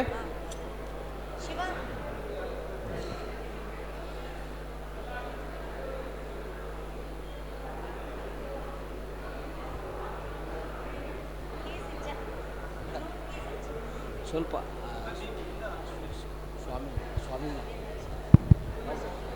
స్వామీజీ అక్కడ పోతే ఇక్కడ జనాలు ఓకే సార్.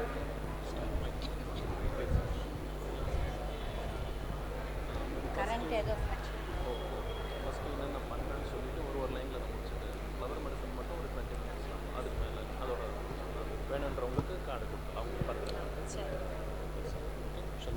எஸ்.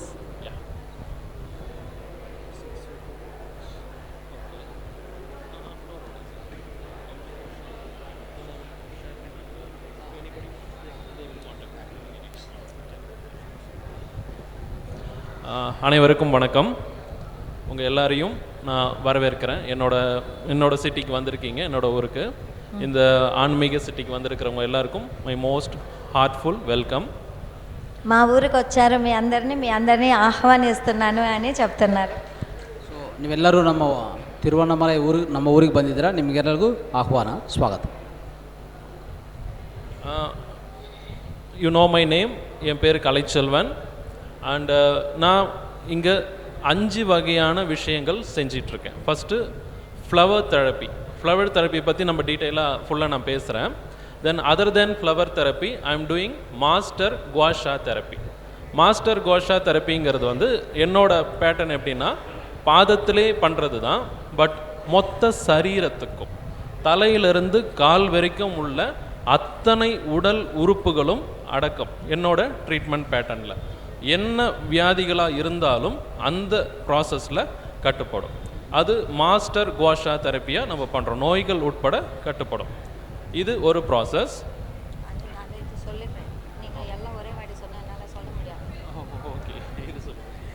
సో ఆయన ఫ్లవర్ థెరపీ అని చేస్తారు. 5 రకాల ట్రీట్మెంట్స్ చేస్తాడు ఆయన. ఫ్లవర్ థెరపీ గురించి డీటెయిల్డ్గా మళ్ళీ చెప్తారు. నెక్స్ట్ వచ్చి మాస్టర్ గౌషా థెరపీ అని చేస్తారు. అది పాదాలలో మసాజ్ చేస్తారు.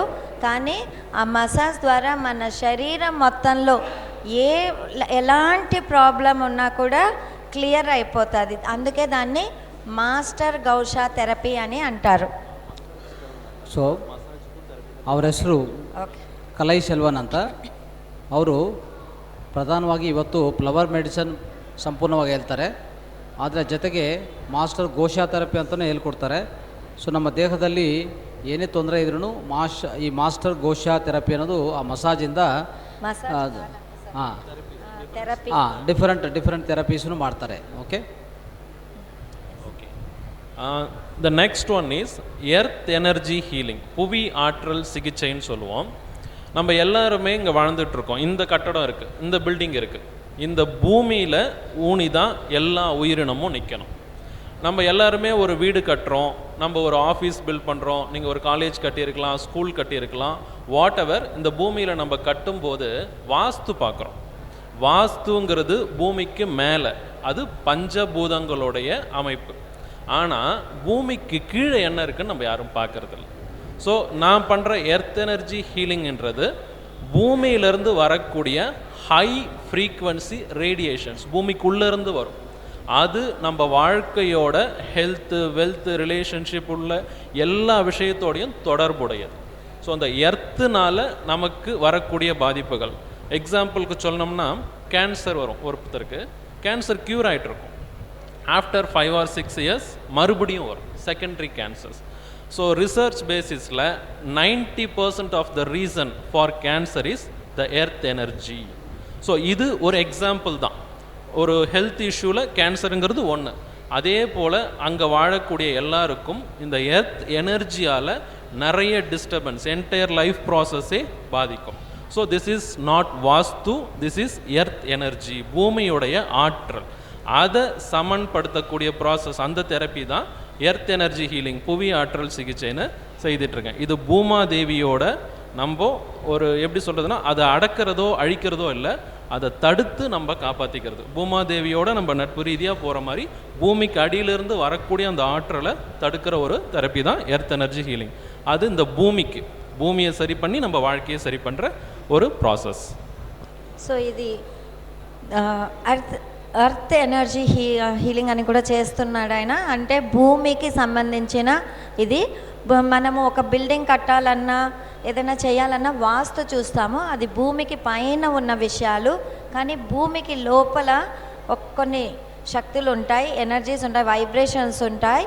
దానివల్ల మనము ఆరోగ్యపరంగా కానీ డిస్టర్బ్ అవ్వడానికి అవకాశాలు ఉన్నాయి. కాబట్టి దాన్ని మనం హీల్ చేసుకొని ఆ ఎనర్జీని మనకు జీవన విధానానికి తగినట్లు సరి చేసుకోవడం అనేదే ఈ ఎర్త్ ఎనర్జీ హీలింగ్ అనేది. ಸೊ ಈ ಎರ್ತ್ ಎನರ್ಜಿ ಹೀಲಿಂಗ್ ಅಂತ ಒಂದು ಪ್ರಕ್ರಿಯೆ ಮಾಡ್ತಾರೆ ಸರ್. ಸೊ ಅದು ಸಹ ಒಂದು ಅದ್ಭುತವಾದ ಹೀಲಿಂಗ್ ಪ್ರಾಸೆಸ್. ಅದರಲ್ಲಿ ಅನೇಕ ವ್ಯಾಧಿಗಳು ಗುಣ ಆಗುತ್ತೆ. ಕ್ಯಾನ್ಸರು ಸಹ ಬರೋದು ಈ ಅರ್ತ್ ಸ್ಟ್ರೆಸ್ ಅಂತ ಹೇಳ್ತಾರೆ, ಜಿಯೋಗ್ರಾಫಿಕಲ್ ಸ್ಟ್ರೆಸ್ ಅಂತ ಹೇಳ್ತಾರಲ್ಲ. ಸೊ ಈ ಅರ್ತ್ ಎನರ್ಜಿ ಸರಿಯಾಗಿಲ್ಲ ಅಂದರೆ ಕ್ಯಾನ್ಸರು ಸಹ ಬರುತ್ತೆ. ಓಕೆ, ಅದನ್ನು ಉಪಯೋಗಿಸ್ಕೊಂಡು ಅಂದರೆ ಅದು ಸರಿಪಡಿಸ್ಕೊಂಡ್ರೆ ಅದು ವಾಸ್ತು ಅಂತಲ್ಲ, ಇದು ಒಂಥರ ಎನರ್ಜಿ ಹೀಲಿಂಗ್ ಅಂತ, ಎನರ್ಜಿ ಅಂದರೆ ಅರ್ತ್ ಎನರ್ಜಿ ಹೀಲಿಂಗ್ ಅಂತ ಹೇಳ್ತಾರೆ. ಅದು ಸಹ ಅವರು ಮಾಡಿಕೊಡ್ತಾರೆ. And the next one acupressure. Every one knows, எல்லாருக்குமே தெரியும், அக்குபஞ்சர் தெரியும். அக்குபஞ்சருங்கிறது நீடில் போடக்கூடியது. நம்ம நரம்புகளில் நீடில் போடுவாங்க. But I am doing acupressure, not acupuncture. இந்த அக்குப்ரெஷரில் நம்ம உடம்போட அந்த காஸ்மிக் எனர்ஜியை வச்சு தான் இந்த நோய்களை நம்ம சரி பண்ணுறோம். நான் பண்ணுற அக்குப்ரெஷர் எப்படி டிஃப்ரெண்ட் அப்படின்னு பார்த்தீங்கன்னா, நார்த்து சைனீஸில் ட்ரைபல் பீப்புள்ஸ் உண்டு. அந்த ட்ரைபல் பீப்புள்ஸ் ஒரு மெத்தட் வச்சுருக்காங்க. அவங்களாம் ஹாஸ்பிட்டலுக்கே போக மாட்டாங்க. சைனாவை டிவைட் பண்ணிங்கன்னா நிறைய ரீஜியனாக டிவைட் ஆகும். நார்த்து சைனீஸ் கிட்ட ஒரு மெத்தட் இருக்கும். டிஸ்க் ஸ்லிப், டிஸ்க் பல்ஜ், எவ்வளோ சீரியஸான இஷ்யூவாக இருந்தாலும் சரி, சர்ஜரியே இல்லாமல் ஒரு 10 சிட்டிங்குள்ளே அந்த ப்ராசஸில் சரி பண்ண முடியும். ஸோ சச் ஏ பவர்ஃபுல் ஒரு acupressure therapy I got a chance to learn from my குருக்கிட்டேருந்து எனக்கு ஒரு வாய்ப்பு கிடச்சி அதை கற்றுக்கிட்டு அந்த ஒரு தெரப்பியும் மக்களுக்கு நான் பண்ணிக்கிட்டு வரேன். ஸோ இந்த அக்யூப்ரெஷர் மூலயமா ஒரு எமர்ஜென்சியாக ரொம்ப நாள்பட்டு இருக்கக்கூடிய வியாதிகளை ரொம்ப சர்ஜரியோ எந்த ப்ராசஸும் இல்லாமல் நம்ம கட்டுப்பாட்டுக்கு கொண்டு வந்து அப்புறம் குணப்படுத்த முடியும். సో నేను అక్యుప్రెషర్ అనే ఒక ట్రీట్మెంట్ కూడా ఇస్తాను. అక్యుపంచర్ వేరే, అది నీడిల్ పెట్టి చేసేది. అక్యుప్రెషర్ అనేది వేరే. ఇది నార్త్ చైనాలో ట్రైబల్స్ ఉంటారు, కొండ జాతి వాళ్ళు అంటాం కదా, వాళ్ళు ఏ డాక్టర్స్ దగ్గరికి ఏ ట్రీట్మెంట్స్ దగ్గరికి చేసుకోరు, వాళ్ళంతటి వాళ్ళు చేసుకునేది. నాకు ఒక గురువు దగ్గర అవకాశం దొరికింది. నేను ఈ అక్యుప్రెషర్ వాళ్ళ దగ్గర నేర్చుకొని ఆ ట్రీట్మెంట్ ఇస్తున్నాను. ఇదేంటంటే కాస్మిక్ ఎనర్జీని మనము రిసీవ్ చేసుకొని దాని ద్వారా హీల్ చేసేది ఈ అక్యుప్రెషర్ అనేది. సో దీని మూలంగా ఎంత పెద్ద వ్యాధులైనా కూడా మనం క్యూర్ చేసుకోవచ్చు. ಸೊ ಇನ್ನೊಂದು ಇವರು ಆಕ್ಯುಪ್ರೆಷರ್ ಅಂತ ಒಂದು ಪ್ರಾಕ್ಟೀಸ್ ಮಾಡ್ತಾರೆ. ಜನರಲಿ ಆಕ್ಯುಪಂಚರ್ ನಿಮ್ಗೆ ಗೊತ್ತಿರೋದು, ನೀಡಿಲ್ಸ್ ಅಂತೂ ಹಾಕ್ತಾರೆ, ಸೂಜಿಗಳು ಹಾಕ್ತಾರಲ್ಲ, ಅದು ಆಕ್ಯುಪಂಚರ್. ಆದರೆ ಆಕ್ಯುಪ್ರೆಷರ್ ಅಂದರೆ ಒತ್ತಡೆಯಿಂದ ಮಾಡೋದು. ಅದು ಪ್ರತ್ಯೇಕವಾಗಿ ಸರ್ ನಾರ್ತ್ ಚೈನಾದಲ್ಲಿ ಒಂದು ಟ್ರೈಬಲ್ ವರ್ಗ, ಅದರಲ್ಲಿ ಅಲ್ಲಿ ಅವರು ಹೇಳಿಕೊಟ್ಟಂಥ ಅವರು ಪ್ರಾಕ್ಟೀಸ್ ಮಾಡ್ತಾರೆ. ಅವರು ಯಾವುದೇ ಮದ್ದು ತಗೊಳ್ಳಲ್ಲ ಅವರು. ಓಕೆ, ಸೊ ಅವರೇ ಸೆಲ್ಫ್ ಹೀಲಿಂಗ್ ಸ್ವಯಂವಾಗಿ ಮಾಡ್ಕೊತಾರಲ್ಲ, ಆ ಹೀಲಿಂಗ್ ಪದ್ಧತಿ ಇದೊಂದು. ಇದು ಅವರು ಕಲಿಸ್ಕೊಂಡಿದ್ದಾರೆ ಒಂದು ಗುರುವಿಂದ, ಅದನ್ನೇ ಪ್ರಾಕ್ಟೀಸ್ ಮಾಡ್ತಾಯಿದ್ದಾರೆ. அந்த அஞ்சாவதாக நான் செய்யக்கூடிய விஷயம் என்னென்னா, அதுவும் நம்ம சைனா ட்ரெடிஷன்லேருந்து வந்தது தான், ப்ரெடிக்ஷன்ஸ். ஆரூடம், ஐ சிங்னு சொல்லுவாங்க. அதை ஈ சிங் அப்படின்னும் சொல்லக்கூடிய ஒரு விஷயம் அது. இது எந்த வகையில் ஸ்பெஷல்னா, வாழ்க்கையில் நம்ம ஒரு முக்கியமான முடிவு எடுக்க முடியல, என்ன செய்யணும்னு தெரியல அப்படின்னும் போது நம்ம நேராக அஸ்ட்ராலஜிக்கு தான் போவோம். அந்த அஸ்ட்ராலஜியை நம்ம யூனிவர்ஸ் கிட்டேருந்தே வாங்கினா எப்படி இருக்கும், இந்த பிரபஞ்சமே நம்மளை கைட் பண்ணால் எப்படி இருக்கும், அந்த பிரபஞ்சத்துடைய கைடன்ஸை வாங்குகிற ஒரு ப்ராசஸ் தான் இந்த ஈச்சிங் அப்படிங்கிற ப்ரெடிக்ஷன். இது ஒரு லைஃப் கைடன்ஸ். இந்த ஈச்சிங்கை நம்ம லைஃப்பில் இருக்கிற எல்லா விஷயத்துக்குமே நம்ம ப்ரெடிக்ட் பண்ணி நம்ம ஒரு கைடன்ஸ் கொடுக்க முடியும். ஹெல்த்து உட்பட இதில் நம்ம கைடன்ஸ் எடுக்க முடியும். இன்றைக்கும் சீன அரசு அவங்க அரச பதவி கொடுக்கணுன்னா, நம்ம ஊரில் எப்படி டிஎன்பிஎஸ்சி யூபிஎஸ்சி சொல்கிறோமோ, அந்த நாட்டில் இருக்கிற அரச பதவிக்கு ஒருத்தர் தெளிவாக போகணுன்னா இந்த ஈச்சிங் அவனுக்கு தெரிஞ்சிருக்கணும். அப்போ தான் அங்கே கவர்மெண்ட்டில் ஹையர் பொசிஷன் ஒர்க்கே கொடுப்பாங்க. ஸோ அந்த ஒரு ஈச்சிங்கை தமிழில் டிரான்ஸ்லேட் பண்ணி இங்கே இந்தியாவுக்குள்ளே கொண்டு வந்துட்டாங்க. ஸோ அதை கற்றுக்கக்கூடிய ஒரு வாய்ப்பும் இந்த பிரபஞ்சம் எனக்கு கொடுத்து, இன்றைக்கி நான் ஒரு மருந்து தயாரிக்கிறேன். நான் இந்திய மலர்கள் நான் ஓனர் ரிசர்ச் பண்ணி தயாரிச்சிட்டு இருக்கேன். அந்த முடிவு என்னன்னு நான் எடுக்கிறதுக்கு கூட எனக்கு அந்த ப்ரெடிக்ஷன் துல்லியமாக ரிசல்ட் கொடுக்குது. ஸோ எனக்கு ஒரு பெரிய பெரிய விஷயங்கள் கூட நம்ம அது மூலயமா ப்ரெடிக்ஷனில் தெரிஞ்சுக்கலாம். సో ఇంకొకటి నేను చేసేది ఏంటంటే ప్రెడిక్షన్ అని, ఇది కూడా చైనా వాళ్ళ దగ్గర నుంచి నేర్చుకున్న ఒక విషయమే. వాళ్ళు ఒక ముఖ్యమంత్రిని చూస్ చేసుకోవాలి అంటే ఆయనకి ఈ ఈచింగ్ అనేది, అంటే ఈ ప్రెడిక్షన్ చేసే ఆ విద్య తెలుసుంటేనే వాళ్ళు ఆ పదవే ఇస్తారంట, అక్కడ మంత్రి పదవి అనేది ఇస్తారంట. సో ఎందుకంటే మనం అది మనం మామూలుగా బయట వాళ్ళ మీద డిపెండ్ అయ్యి నా జీవితం ఎట్లా ఉంటుంది అని జాతకాలు చూపించి అడుగుతూ ఉంటాం. అట్లా కాకుండా మనము ఈ విశ్వాన్ని అడిగి డైరెక్ట్గా మనము తీసుకుంటే ఆ జ్ఞానాన్ని ఎంత బాగుంటుంది. ఆ విద్య ఇది ఈచింగ్ అనేది. సో ఇలా ఈ ప్రెడిక్షన్ అనేది కూడా చేస్తాను నేను. సో ప్రతి జీవితంలో మనకి ఉన్న సందేహాలు కానీ ప్రశ్నలు కానీ ఎప్పుడు ఏం అవసరం ఉన్నా కూడా దీని ద్వారా మనం జవాబులు తెలుసుకోవచ్చు. నేను చేసే ప్రతి మందు కూడా నేను ఈ టెక్నిక్ ಯೂಸ್ చేసే నేను చేస్తున్నాను. ಈಚಿಂಗ್ ಅಂತ ಇನ್ನೊಂದು ವಿಧಾನ ಇದೆ, ಅದು ಸರ್ ಪ್ರಾಕ್ಟೀಸ್ ಮಾಡ್ತಾ ಇದ್ದಾರೆ. ಅವರು ಅದು ಕಲ್ಸ್ಕೊಂಡಿದ್ದಾರೆ ಚೈನಾವ್ರ ಕಡೆಯಿಂದನೇ. ಅದರಿಂದ ಏನಂದರೆ ಅಲ್ಲಿರುವಂಥ ಯಾರೇ ಒಬ್ಬರು ಲೀಡರ್ ಆಗಬೇಕು, ಯಾವುದಾದ್ರು ಒಂದು ಒಳ್ಳೆ ಪದವಿ ತೊಗೋಬೇಕಂದ್ರೆ ಸೊ ಅವ್ರಿಗೂ ಈ ವಿದ್ಯೆ ಗೊತ್ತಿರಬೇಕು, ಆವಾಗಲೇ ಅವ್ರಿಗೆ ಕೊಡೋದಂತ. ಏನಂದರೆ ಯಾಕಂದರೆ ಅದು ಗೊತ್ತಿದ್ದರೆ ಅವ್ರಿಗೂ ತುಂಬ ಚೆನ್ನಾಗಿ ಗೊತ್ತಾಗತ್ತೆ, ಏನು ನಡೆಯೋದು, ಏನು ನಡೆಯೋಕ್ಕಾಗತ್ತೆ, ಏನು ಆಗ್ಬೋದು ಅಂತ ಎಲ್ಲ ವಿಷಯಗಳು ಗೊತ್ತಾಗತ್ತೆ. ಅದಕ್ಕೆ ಆ ಈಚಿಂಗ್ ಅನ್ನೋದು ಒಂದು ಪ್ರೆಡಿಕ್ಷನ್ ಮೆಥಡ್ ಅಂತ ಹೇಳ್ತಾರೆ ಸರ್. நவ் ஃப்ளவர் தெரப்பி பற்றி நான் சொல்கிறேன். இந்தியாவில் ஃப்ளவர் மெடிசன் அப்படின்னு சொன்னாலே எல்லாருக்கும் தெரிஞ்சது பொதுவாக லண்டன் பேட்ச் ஃப்ளவர். ஏன்னா 1980s அரவுண்டில் அது இந்தியாவுக்குள்ளே வந்துடுச்சுங்க. 1930 அது லேபிள் பண்ணது ஃப்ளவர் மெடிசன் அப்படின்னு லேபிள் பண்ணாங்க. பேட்ச் ஃப்ளவர்ஸ்ன்னு சொல்லுவாங்க. ஏன்னா அதை கண்டுபிடிச்சி அதை ஃப்ளவர் மெடிசனாக ஒரு இது கொண்டு வந்த ஒரு பேட்டர்ன் கொண்டு வந்த ஒரு பேர் எட்வர்ட் பேட்ச். எட்வர்ட் பேட்ச்ங்கிறவர் ஒரு ஆங்கில மருத்துவர், ஹோமியோபதி மருத்துவர். ஆனால் அவர் லைஃப்பில் அவர் கடைசியாக அந்த உலகத்துக்கு கொடுத்துட்டு போன ஒரு ப்ராசஸ்ன்னு பார்த்தீங்கன்னா, அவங்க மண்ணில் விளைஞ்ச ஒரு 38 ஃப்ளவர்ஸை எடுத்து ஃப்ளவர் மெடிசன்னு கொடுத்துட்டார். இன்றைக்கி இந்த இந்தியா ஃபுல்லாக லண்டன் பேட்ச் ஃப்ளவர் எல்லாருக்கும் தெரியும். நான் அந்த ஃப்ளவர் மெடிசன் ப்ராக்டிஸ் பண்ணுறேன். அண்ட் ஆஸ்திரேலியன் ஃப்ளவர்ஸ், ஆஸ்திரேலியன் கண்டத்தில் வளர்ந்த சில ஃப்ளவர்ஸ், அதை எடுத்து இந்த உலகத்தை கொடுத்துட்ருக்க இன்னும் ஆஸ்திரேலியாவில் உயிரோடு இருக்கார். அந்த ஃப்ளவர்ஸும் நான் ப்ராக்டிஸ் பண்ணுறேன். அண்டு இந்தியன் ஃப்ளவர்ஸ், நம்ம சாயிலில் இல்லாத வளமே இல்லை. இங்கே இருக்கக்கூடிய மூலிகைகளையும் மலர் மருந்தாக மாற்றி என்னுடைய ஓன் ரிசர்ச் பண்ணிக்கிட்டு இருக்கேன். என்னுடைய குரு கிட்ட இருந்தும் சில ஞானங்கள் அந்த இந்திய மலர்களில் போய்கிட்டு இருக்கு. இந்த ரிசர்ச் நான் இன்றைக்கும் தொடர்ந்து செஞ்சு அந்த மருந்துகள் கொடுத்துக்கிட்டு இருக்கேன். நான் எந்த இந்திய மலர் பறிக்கணுங்கிறது கூட என்கிட்ட வர்றவங்க அவங்களுடைய நோய் அந்த தன்மை தான் முடிவு பண்ணுது. அப்போ தான் அந்த தேடலே எனக்கு ஆரம்பிக்கும். அப்போது ப்ரிப்பேர் பண்ணி இந்த 3 மலர்களுடைய கலவையில் இன்றைக்கி நிறைய பேருக்கு நல்லபடியாக குணமாக்கிட்டு இருக்காங்க.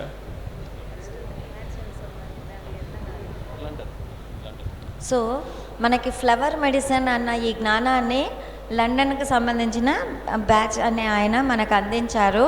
సో ఆయన వాళ్ళ ప్రదేశంలో పండే పూలతో చేసే ఈ మెడిసిన్స్ని తయారు చేసి అది అందించారు. అది ప్రపంచమంతా వ్యాపించింది. మన ఇండియాకు కూడా ఆ మెడిసిన్స్ వచ్చాయి. కానీ ఇంకా చాలా రకాలైన ఫ్లవర్ మెడిసిన్స్ ఉన్నాయి. నేను ఆస్ట్రేలియాలో పండే ఆ పుష్పాల నుంచి కూడా మెడిసిన్స్ చేయడం నేర్చుకున్నాను. మన భారతదేశంలో లేని మూలికలు, పువ్వులు లేవు. కాబట్టి అన్నీ ఉన్నాయి మన దగ్గర. సో నేను ఈ మూడింటిని కలిపి చాలా రీసెర్చ్ చేసి మెడిసిన్స్ తయారు చేస్తున్నాను. సో ఈ ఫ్లవర్ మెడిసిన్ అనేది చాలా అద్భుతంగా పనిచేస్తుంది. ಸೊ ಈ ಫ್ಲವರ್ ಮೆಡಿಸನ್ನು ಡಾಕ್ಟರ್ ಬ್ಯಾಚ್ ಅನ್ನೋರು ಲಂಡನ್ ಸಂಬಂಧಿತ ಡಾಕ್ಟರ್ ಅವರು ಕಂಡಿಟ್ಟಿರೋದು. ಸೊ ಈ ಫ್ಲವರ್ಸು ಎಸ್ಪೆಷಲಿ ಅಲ್ಲಿ ಲಭ್ಯವಾಗುತ್ತೆ. ಆದರೆ ಆ ಮೆಡಿಸನ್ ಈಗ ಇಂಡಿಯಾಕ್ಕೂ ಬಂದಿದೆ. ಇಂಡಿಯಾದಲ್ಲಿನೂ ಹೋಮಿಯೋಪತಿ ಶಾಪಲ್ಲಿ ಹೋದರೆ ಸಿಗತ್ತೆ. 38 ವಿಧಗಳ ಫ್ಲವರ್ಸ್ ಹೂಗಳಿಂದ ತೆಗಿತಾರೆ ಅದು. Okay, it's very simple. But ಮನಸ್ಸಿಗೆ ಸಂಬಂಧಿತ, ಈವನ್ ಫಿಸಿಕಲ್ ಬಾಡಿಗೆ ಸಂಬಂಧಿತ, ಎಸ್ಪೆಷಲಿ ಮೈಂಡ್ ರಿಲೇಟೆಡ್ ಡಿಸೀಸಸ್ ಅಂದರೆ ಮನಸ್ಸಿಂದ ಉತ್ಪನ್ನ ಆಗುವಂಥ ವ್ಯಾಧಿಗಳು ತುಂಬ ಚೆನ್ನಾಗಿ ಕೆಲಸ ಮಾಡುತ್ತೆ. ಅದೇ ಇಲ್ಲ, ಇನ್ನೂ ಆಸ್ಟ್ರೇಲಿಯಾಗೆ ಸಂಬಂಧಿತ ವಿಧ ಹೂಗಳಿದೆ, ಅದಕ್ಕೆ ಸಂಬಂಧಿತ ಮೆಡಿಸನ್ಸು ಅದೆಲ್ಲ ತಗೊಂಡು ಮಿಕ್ಸ್ ಮಾಡಿ ಇವರೇ ಒಂದು ಸಪ್ರೇಟ್ ಮೆಡಿಸನ್ಸು ತಯಾರು ಮಾಡ್ತಾಯಿದ್ದಾರೆ. Yes, okay. ஃப்ளவர் மெடிசன், மலர் மருந்து, மருத்துவம் அப்படின்னு நம்ம மருந்துன்னு சொன்னாலே அது நோய்க்கு. இதுதான் நமக்கு எல்லாருக்கும் முதல்ல மைண்டுக்கு வரும். ஒரு வியாதி, ஒரு நோய், மருந்துன்னா அதுக்கு தான் அப்படின்னு. பட் மலர் மருந்து, ஃப்ளவர் மெடிசன் எடுத்துக்கிட்டிங்கன்னா இது நோய்க்கு மட்டும் கிடையாது, மொத்த வாழ்க்கைக்குமான ஒரு மருந்து. நம்ம லைஃப்பை நீங்கள் பாருங்களேன், நம்ம என்ன வாழ்ந்துக்கிட்டு இருக்கோம், நம்ம வாழ்க்கையில் என்ன இருக்குது? 3 விஷயந்தான் நம்ம வாழற வாழ்க்கை. முதல்ல நமக்கு எது வேணும்? நான் ஒரு ஆள், என்ன சோலோ இண்டிவிஜுவலாக பார்த்தீங்கன்னா எனக்கு ஃபஸ்ட்டு ப்ரையாரிட்டி என்னோடய ஹெல்த்துன்னு வச்சிங்கன்னா 2ஆக டிவைட் பண்ணோம். Physical health, mental health. அடுத்தது எனக்கு என்ன வேணும் நான் வாழறதுக்கு? வெல்த் வேணும். என்னோடய வெல்த், வளம். எனக்கு வெல்த்துன்னு பார்த்தாலும் இன்டலெக்சுவல் வெல்த் அண்டு மெட்டீரியலிஸ்டிக் வெல்த்துன்னு 2ஆக பிரிக்கலாம். இன்டலெக்சுவல் வெல்த்துங்கிறது நான் படித்த படிப்பு, எனக்கு இந்த சமூகத்தில் என்ன புகழ் இருக்குது, என்ன பேர் இருக்குது, என்ன அங்கீகாரம் இருக்குது, நான் யார், இது. ஆனால் மெட்டீரியலிஸ்டிக் வெல்த்துங்கிறது இந்த சேர்லேருந்து இந்த பில்டிங் நான் சம்பாரித்து வச்சுருக்கேன், என்கிட்ட இருக்கிற பணம், செல்வம், இதெல்லாம். அறிவு, செல்வம் இரண்டும் தான் வெல்த்துக்குள்ளே வரும். 3வது ஒரு முக்கியமான ஃபேக்டர் இருக்குது, ரிலேஷன்ஷிப். அது உடஞ்சிச்சின்னா மொத்தமும் போயிடும். ரிலேஷன்ஷிப், ஃபேமிலி ரிலேஷன்ஷிப் ஃபஸ்ட்டு விஷயம், ஃபேமிலி ரிலேஷன். அடுத்தது நமக்கு சோஷியல் ரிலேஷன், பிஸ்னஸ் ரிலேஷன், எல்லாமே அதுக்குள்ளே அடக்கம். இந்த ஃப்ளவர் மெடிசன் இது மொத்த விஷயத்துக்குமான ஒரு தீர்வு, இது மொத்த விஷயத்துக்குமான ஒரு தெரப்பி. సో ఫ్లవర్ మెడిసిన్ అని అంటూనే మనం మెడిసిన్ అంటేనే మనం ఏమనుకుంటాము, ఏదో జబ్బు ఉంటేనే అని అనుకుంటాము. కానీ అట్లా కాదు, ఇది ఇంకా చాలా రకాలుగా పనిచేస్తుంది. సో ఒక మనిషిగా మనం పుట్టినాక మనకు 3 విషయాలు కావాలి. ఫస్ట్ది ఏంటంటే ఆరోగ్యము అంటే శారీరక ఆరోగ్యం, మానసిక ఆరోగ్యం అని 2గా డివైడ్ చేయొచ్చు. అండ్ తర్వాత మనకి బుద్ధిపరంగా కాదు, డబ్బులు అంటే ఆస్తులు అంటాం కదా, అది. సో ఆస్తులు అన్నప్పుడు మనకు బుద్ధిపరమైన ఆస్తులు కావాలి, తర్వాత మనకి ప్రాపంచిక ఆస్తులు కావాలి. బుద్ధిపరమైన ఆస్తులు అంటే ఏంటి? నేను చదివే చదువు, నా జ్ఞానము, ఇవన్నీ వస్తాయి. తర్వాత ప్రాపంచిక ఆస్తులు అంటే మనం సంపాదించే విషయాలన్నీ వస్తాయి. సో దీనికి సంబంధించినవి. 3వది ఏంటి అంటే బంధాలు. సో బంధం అనేది మనకు కుటుంబ బంధము, సామాజిక బంధము, ఇవన్నీ కరెక్ట్గా ఉంటేనే మన జీవనం అనేది సాఫీగా సరిపోతుంది. ఏ ఒక్కటి డిస్టర్బ్ అయినా కూడా మనము ప్రాబ్లమ్స్ ఫేస్ చేస్తాము. కాబట్టి ఇవన్నీ కలిపి సరిచేస్తుంది ఈ ఫ్లవర్ మెడిసిన్ అన్నది. ಸೊ ಫ್ಲವರ್ ಮೆಡಿಸಿನಿಂದ ಅನೇಕ ಉಪಯೋಗಗಳಿದೆ. ಒಂದು ಮಾನಸಿಕವಾಗಿ ಬರುವಂಥ ವ್ಯಾಧಿಗಳಿಗೆ, ಆಮೇಲೆ ಏನೇ ನಮಗೆ ಅಂದರೆ ನಮಗೆಲ್ಲ ಏನು ಬೇಕು? ರೋಗಗಳು ಬರಬಾರ್ದು, ಸಂಪದೆ ಬೇಕು ಅಲ್ವಾ, ಒಳ್ಳೆಯ ಸಂಬಂಧಗಳು ಬೇಕು, ಇಷ್ಟೇ ಬೇಕಾಗಿರೋದು. ಈ 3 ಅದು ಮಾಡಿಕೊಡ್ತದೆ. ಅಷ್ಟು ಥರ ಮೆಡಿಸಿನ್ಸ್ ಇದೆ. ಜನರಲಿ ಏನಾಗುತ್ತೆ, ನಾವು ಆರ್ಥಿಕವಾಗಿ ವೃದ್ಧಿ ಹೊಂದಬೇಕಂತ ಇರ್ತೀವಿ. ಅಂದರೆ financially we want to develop. ಆದರೆ ಫೈನಾನ್ಷಿಯಲಿ ಡೆವಲಪ್ ಆಗಬೇಕು, ಫೈನಾನ್ಷಿಯಲ್ ಕಷ್ಟಗಳು ಹೋಗ್ಬೇಕಂದ್ರೆ ಅದಕ್ಕೂ ಸಹ ಒಂದು ಮೆಡಿಸಿನ್ ಇದೆ ಇದ್ರ. ನೋಡಿದ್ರಾ? ಎಲ್ಲನ ಕೇಳಿದ್ರಾ ಇದು? ಫೈನಾನ್ಷಿಯಲಿ ಪ್ರಾಬ್ಲಮ್ ಇದ್ದರೆ ಮೆಡಿಸಿನ್ ಇದೆಯಾ? ಇಲ್ಲಲ್ಲ, ಇದರಲ್ಲಿದೆ, ಫ್ಲವರ್ ಮೆಡಿಸಿನಲ್ಲಿದೆ. Really, if you want to improve financially, they will give medicine. If you have any relationship problem, they will give medicine. If you have depression, they will give medicine.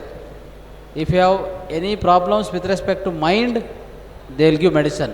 Anxiety ಇದೆಯಾ, ಭಯ ಇದೆಯಾ, ಆಂದೋಲನ ಇದೆಯಾ, depression ಇದೆಯಾ, ಏನಿದೆ ಅದಕ್ಕೂ medicine ಇದೆ. Okay, right. இப்போது ஹெல்த்துக்கு நான் ஜஸ்ட் சில எக்ஸாம்பிள்ஸ் சொல்கிறேன். என்னெல்லாம் நம்ம ஹெல்த் இஷ்யூஸ் பேசிக்கலாக பார்ப்போன்னு பார்த்தீங்கன்னா, முதல்ல மென்டல் ஹெல்த் வருவோம். சைக்கலாஜிக்கல் இஷ்யூஸ், மனநிலை பிரச்சனைக்கு மட்டும் பார்த்திங்கன்னா எந்த ஒரு வைத்தியம் பண்ணாலும் அவ்வளோ சீக்கிரம் ஒரு கண்ட்ரோலுக்கு வராது. மனநல பிரச்சனை ஒருத்தருக்கு வந்துட்டால் அது இன்னும் மோசம் அடைஞ்சிக்கிட்டே போகும். காரணம், இன்றைக்கி இருக்கிற அலோபதிக் சிஸ்டம், அது நம்ம ஃப்ராங்காக சொல்லி தான் ஆகணும். அவங்க கொடுக்குற ட்ரக்ஸு மேக்ஸிமம் செடேஷன் தாங்க, தூங்க வச்சிரும். ஒருத்தர் தூங்க வச்சுட்டா பிரச்சனை போயிடுச்சா, அப்போ அவங்க மனசுக்குள்ளே இருக்கிற கவலைகள் இது ஓடிக்கிட்டே தான் இருக்கும். தூங்கினாலும் அந்த மனசு தூங்காது, பிரெயின் ரன் ஆகிக்கிட்டு தான் இருக்கும். அங்கே பிரச்சனையை சரி பண்ணல, அந்த மனுஷனோட உடம்பை மட்டும்தான் தூங்க வைக்கிறாங்க. ஸோ இந்த சைக்கலாஜிக்கல் இஷ்யூஸ்க்கு இந்த ஃபியர், கில்ட்டு கான்ஷியஸ் சொல்லுவோம், குற்ற உணர்ச்சி. நான் பாவம் பண்ணிட்டேன், எனக்கு பாவம் மன்னிப்பு வேணும். அங்கே பாவமும் இல்லை, புண்ணியம் இல்லை. நம்ம இந்த உலகத்தில் செய்ய வேண்டிய விஷயத்த செஞ்சு தான் ஆகணும். நம்ம எதெல்லாம் தப்புன்னு ரெக்கார்ட் பண்ணிக்கிட்டு இருக்கிறோம், நம்ம தவறுதலாக கூட நம்ம நினச்சிக்கிட்டு இருப்போம், நான் தப்பு பண்ணிட்டேன். அந்த எண்ணத்திலேயே இந்த வாழ்க்கையை ஓட்டிக்கிட்டு இருப்பாங்க. அவங்க ஒரு சுதந்திரமாக வாழ முடியாது. ஸோ இந்த கில்ட்டு கான்ஷியஸ், பதட்டம், டிப்ரெஷன், இதெல்லாம் பார்த்திங்கன்னா மனம் சார்ந்த விஷயம். இதில் இந்த பிரச்சனைகள்லாம் ஒருத்தருக்கு வாழ்க்கையில் ஓடிக்கிட்டே இருக்கும்போது அது சார்ந்த உடல் நோயும் வரும். ஒரு பிரச்சனை வருதுன்னா அது மாதிரி உடல் பயம் அதிகமாக இருக்குன்னா உடம்பு எதை நினச்சி பயப்படுதோ அந்த நோயை உற்பத்தி பண்ணிடும். இதுதான் ஃபேக்ட். மனசுக்கும் உடம்புக்கும் இருக்கிற கனெக்ஷன் இதுதான். அடுத்ததான் தூக்கம் வரல. நிறைய பேருக்கு தூக்கம் இல்லைன்னு சொல்லிட்டு தூக்க மாத்திரை போயிட்டு நம்ம அடிக்ட் ஆகிடும். தூக்கம் இல்லைன்னு தூக்க மாத்திரை போட்டால் அப்போ தான் வியாதியே ஸ்டார்ட் ஆகுது. ஸோ அந்த தூக்கம் இன்மைக்கும் சரி, இன்சோம்னியா அதுக்கும் சரி, மலர் மருந்துகள் அற்புதமாக வேலை செய்யும். அடுத்ததாக டி அடிக்ஷன். மனசு கெட்டு போனால் மனுஷன் எங்கே போய் நிற்கிறான்? ஒரு ஆணாக இருந்தான்னா அதிகபட்சம் அடிக்ஷன், ஆல்கஹாலிக் அடிக்ஷன்ஸுக்கு போயிடுறாங்க. ஒருத்தர் ஆல்கஹால், ஸ்மோக்கிங் இதுக்கெல்லாம் அடிக்டடாக இருக்கிறாங்க. என்ன காரணம்னே தெரியலனாலும் அவங்கள அந்த பழக்கத்திலேருந்து வெளியே கொண்டு வர்றதும் இந்த மருந்துகளால் சாத்தியம். அடிக்ஷன்னு சொல்லும்போது இந்த ரெண்டு தான் நம்ம மைண்டுக்கு வரும் இல்லையா? குடிக்கிறவங்க, ஸ்மோக் பண்ணுறவங்க. இதை தாண்டி நிறைய ஹேபிட்ஸ் நிறைய மக்கள்கிட்ட காரணமே இல்லாமல் இருக்கும். அந்த பழக்கத்தை நான் விடணும். ஜங்க் ஃபுட் பிடிக்கும், எனக்கு கேக் சாப்பிட பிடிக்கும், சர்க்கரையை பார்த்தா அவங்க அள்ளி வாயில் போட்டுக்குவாங்க. நிறைய டிஃப்ரெண்ட் டைப்ஸ் ஆஃப் ஹேபிட்ஸ் மக்களுக்கு உண்டு. அந்த மாதிரி ஒரு விஷயங்கள் பழகிடுச்சு, என்னால் நிறுத்த முடியல, ஆனால் நிறுத்தணும் அப்படின்னு இருக்கிற எல்லா விஷயமுமே அடிக்ஷன் தான். அதை கண்ட்ரோல் பண்ணுறதுக்கும் இந்த ஃப்ளவர் மெடிசனில் முடியும். Next past issues. நான் தப்பு பண்ணிட்டேன்,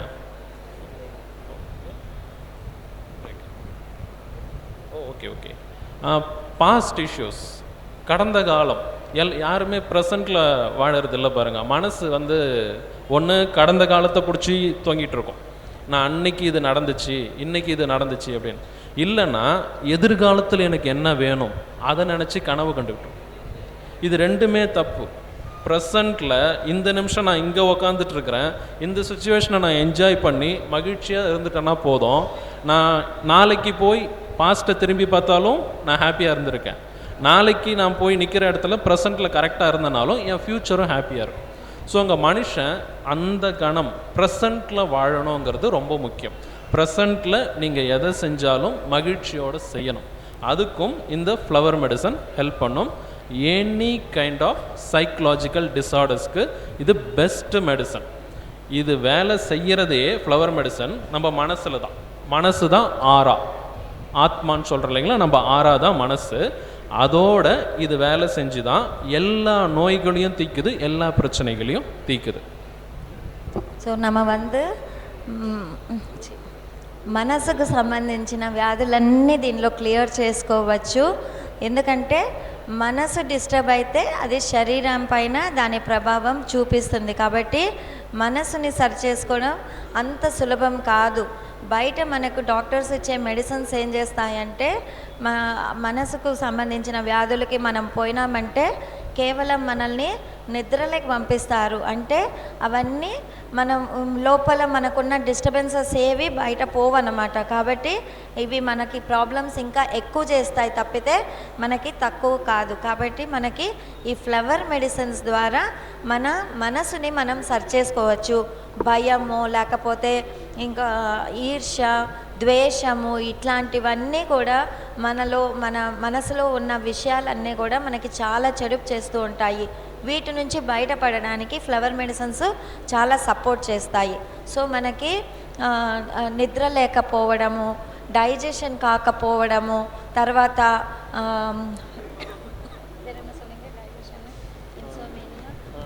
డీహైడ్రేషన్, అడిక్షన్. మనము దేనికైనా ఒకదానికి అలవాటు పడిపోయినా అంటే చాలామంది సిగరెట్ తాగడం, స్మోకింగు, మందు తాగడం ఇవి రెండే అనుకుంటాం అడిక్షన్ అంటే. కానీ మనము మన కంట్రోల్ లేకుండా దేన్నైనా విపరీతంగా తినేస్తుంటాం. కొంతమందికి స్వీట్లు అంటే చాలా ఇష్టం, కొంతమందికి జంక్ ఫుడ్ అంటే చాలా ఇష్టము. వాళ్ళు అనుకుంటారు ఇవి మంచివి కాదు, తినకూడదు అని, కానీ మనం తినేస్తూ ఉంటాం ఎందుకంటే అలవాటు పడిపోయి ఉంటాం. ఇలాంటివన్నీ కూడా మన ఫ్లవర్ మెడిసిన్ ద్వారా మనము సరి చేసుకోవచ్చు అని చెప్తున్నా. ರೈಟ್. ಸೊ ಮಾನಸಿಕ ಸಂಬಂಧಿತ ವ್ಯಾಧಿಗಳಿಗೆ ತುಂಬ ಚೆನ್ನಾಗಿ ಕೆಲಸ ಮಾಡುತ್ತೆ ಅಂತ ಹೇಳ್ತಾ ಇದ್ದಾರೆ. ಯಾಕಂದರೆ ಮಾನಸಿಕವಾಗಿ ಅನೇಕ ಸಮಸ್ಯೆಗಳು ಬರ್ತಾ ಇರ್ತವೆ ದಿನನಿತ್ಯ ಅಲ್ವಾ. ಸೊ ಒಂದೊಂದು ಸರಿ ಏನಾಗುತ್ತೆ, ದುಃಖ ಹೆಚ್ಚಾಗೋದು, ಡಿಪ್ರೆಷನ್ ಹೆಚ್ಚಾಗೋದು. ಇದಕ್ಕೆಲ್ಲ ನೀವು ಅಲೋಪತಿ ಹತ್ರ ಹೋದರೆ ಸೈಕೋಥೆರಪಿ ಅಂತ ಇರ್ತಾರೆ ಡಾಕ್ಟರ್ಸ್. ಅವ್ರು ಏನು ಮಾಡ್ತಾರಂದರೆ ಅವ್ರು ಕೊಡೋ ಮದ್ದುಗಳು ತೊಗೊಂಡ್ರೆ ನಿದ್ದೆ ಬಂದ್ಬಿಡ್ತದೆ, ತುಂಬ ನಿದ್ದೆ ಬರುತ್ತೆ. ನಿಮ್ಮನ್ನು ಮೈಂಡನ್ನು ಒಂಥರ ಸ್ತಬ್ಧ ಮಾಡ್ತಾರೆ. ಅದು ಯಾವುದೂ ಎಚ್ಚರಿಕೆ ಇರೋದಿಲ್ಲ, ಅಂದರೆ ಆ್ಯಕ್ಟಿವಿಟಿ ಇರೋದಿಲ್ಲ, ಆ್ಯಕ್ಟಿವಾಗಿ ಇರೋದಿಲ್ಲ, ಇನ್ನೂ ಡಲ್ ಆಗಿಬಿಡ್ತದೆ ಮೈಂಡು. ಸೊ ಅದು ಬದಲಾಗಿ ಇಲ್ಲಿ ಮಾಡಿಕೊಂಡ್ರೆ ಡಿಪ್ರೆಷನ್ ಆಗಲಿ, ದುಃಖ ಇರಲಿ, ಏನೋ ಅದು ಅನವಶ್ಯಕವಾಗಿ ಬರ್ತಾ ಇರ್ತಾರೆ ನೆಗೆಟಿವ್ ಥಾಟ್ಸ್. ಸೊ ಎಲ್ಲನೂ ಪರಿಹಾರ ಮಾಡುತ್ತೆ ಅದು ಅಂತ ಹೇಳ್ತಾ ಇದ್ದಾರೆ. ಓಕೆ. ಸೊ ಅದೇ ರೀತಿಯಲ್ಲಿ ಇನ್ನೂ ಹಲವಾರು ವಿಷಯಗಳಲ್ಲಿ ಅದೊಂದೇ ಅಲ್ಲ. ಸಪೋಸ್ ಯಾವುದನ್ನು ವ್ಯಸನ, ಅಡಿಕ್ಷನ್ ಅಂತ ಆಗ್ತದಲ್ಲ, ಸ್ವಲ್ಪ ಅಭ್ಯಾಸಗಳು ಇರ್ತವೆ, ಅದನ್ನು ಬಿಡೋಕ್ಕಾಗಲ್ಲ. ಜಂಕ್ ಫುಡ್ ತಿನ್ನೋದಾಗಲಿ, ಮದ್ಯಪಾನ ಸೇವನೆ ಮಾಡೋದಾಗಲಿ, ಸಿಗರೆಟ್ ಸೇವನೆ ಮಾಡೋದಾಗಲಿ, ಇವೆಲ್ಲ ಏನು, there all addictions, negative addictions కదా. ಸೊ ಈ ನೆಗೆಟಿವ್ ಅಡಿಕ್ಷನ್ಸ್ನು ಸಹ ಅದು ಪರಿಹಾರ ಮಾಡುವಂಥ ಮದ್ದುಗಳು ಫ್ಲವರ್ ಮೆಡಿಸಿನ್ ಇದೆ. அடுத்தது ஆரோக்கியத்தில் உடல் ஆரோக்கியம், உடல் நோய்கள். மனசு கெட்டு போயிட்டு நோய் வரும், இல்லைன்னா நோய் வந்ததுக்கப்புறம் அதுக்கான மனநிலை உருவாயிடும். இப்படி தான் நம்ம நோய்க்குள்ளே ஆட்பட்டுக்கிறோம். ஃபிசிக்கல் ஹெல்த் எதெல்லாம் நீங்கள் சரி பண்ணலான்னா நியர்லி ஒரு 90% ஆஃப் த இஷ்யூஸ், அந்த 10% ஏன் நான் வைக்கிறேன்னா உலகத்தில் எதுவுமே 100% முடியாது. இதுதான் நிஜம். 100%ங்கிறது இங்கே கிடையாது. எதுவுமே 100% பண்ண முடியாது. இதில் மரணத்தை தவிர ஒரு சில வியாதிகள் தவிர, ஏன்னா அதுக்கு நானே ரெஃபர் பண்ணிவிடுவேன், வேண்டாம் வேறு எங்கன்னா போங்கன்னு நானே சொல்லிவிடுவேன். அது ஒரு சிலது மட்டும்தான். மற்ற எல்லா விஷயங்களும் ஃபிசிக்கல் ஹெல்த்து, ஒரு சின்ன ஃபீவர்லேருந்து பெரிய லெவலாக இருக்கக்கூடிய கேன்சர் வரைக்கும் இந்த ட்ரீட்மெண்ட்டில் ஃப்ளவர் மெடிசனில் நம்மளால் க்யூர் பண்ண முடியும். அதற்கான கால அளவு எடுத்துக்கும், டைமில் எடுத்துக்கும். సో మన శారీరక ప్రాబ్లమ్స్, అనారోగ్యాలన్నీ కూడా మనం దీనిలో క్లియర్ చేసుకోవచ్చు. మనకు ముందు మనసు డిస్టర్బ్ అయినా శరీరానికి అనారోగ్యం వస్తుంది, లేకపోతే శరీరానికి అనారోగ్యం రావడం వల్ల మనసు సరి కాకుండా అయిపోతుంది. సో ఇవి ఏవైనా కానీ మనము శరీరానికి వచ్చిన ఇవన్నీ ఏవంతా క్లియర్ చేసుకోవచ్చు అంటే 90% వ్యాధులు మనము ఈ ఫ్లవర్ మెడిసిన్స్ ద్వారా క్లియర్ చేసుకోవచ్చు. జ్వరం నుంచి క్యాన్సర్ వరకు. ఎందుకు 100% అని చెప్పడం లేదంటే ఏది కూడా 100% అనేది ఉండదు. సో 90% మనం క్లియర్ చేసుకోవచ్చు అని చెప్తున్నాను. కొన్ని వ్యాధులు అంటే మనం మరణం అనేది తర్వాత కొన్ని వ్యాధులు ఫ్లవర్ మెడిసిన్లో చేయలేం. నేనే చెప్పేస్తాను, ఇది ఇక్కడ కాదు వేరే ఎక్కడికన్నా వెళ్ళండి అని చెప్పేస్తాను. మిగతావన్నీ కూడా ఈ ఫ్లవర్ మెడిసిన్స్ ద్వారా మనము హాయిగా క్యూర్ చేసుకోవచ్చు.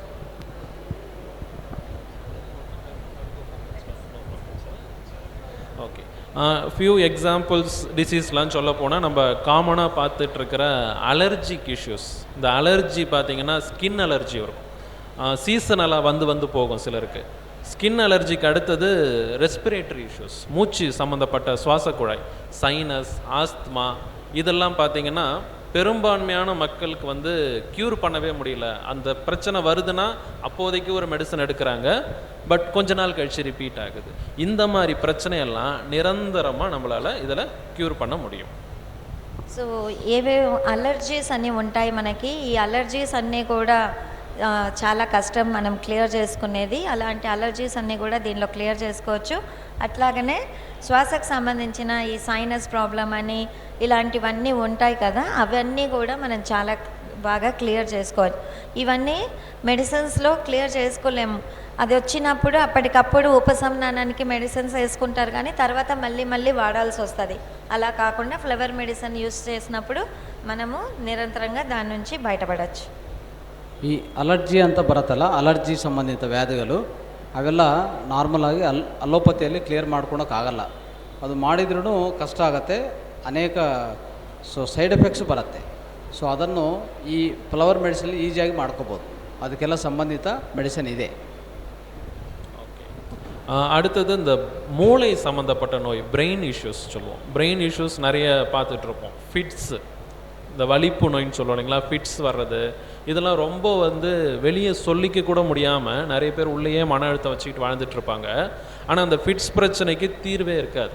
இந்த ஃபிட்ஸு, பேராலிசிஸ், ஸ்ட்ரோக்கு, இதெல்லாம் பர்ஃபெக்டாக குணப்படுத்தணும், மறுபடியும் வராத அளவுக்கு பண்ணுறதுக்கு ஃப்ளவர் மெடிசனில் சாத்தியம், வழி உண்டு. ஸ்பீச் டிஸார்டரும் மூளை பழக்கம் தான், திக்குவாய் பிரச்சனைன்னு சொல்லுவோம். திக்குவாய் பிரச்சனை இருக்கிறவங்களுக்கும் இந்த மருத்துவ முறையில் தீர்வு உண்டு. సో ఈ ఫ్లవర్ మెడిసిన్ ద్వారా బ్రెయిన్కి సంబంధించిన విషయాలు, అంటే ఫిట్స్ రావడము, లేకపోతే పెరాలిసిస్ రావడము, హార్ట్ అటాక్ రావడము, ఇట్లాంటివన్నీ జరుగుతూ ఉంటాయి. ఇవన్నీ బ్రెయిన్కి సంబంధించిన విషయాలు. వీటిని కూడా మనం క్యూర్ చేసుకోవచ్చు.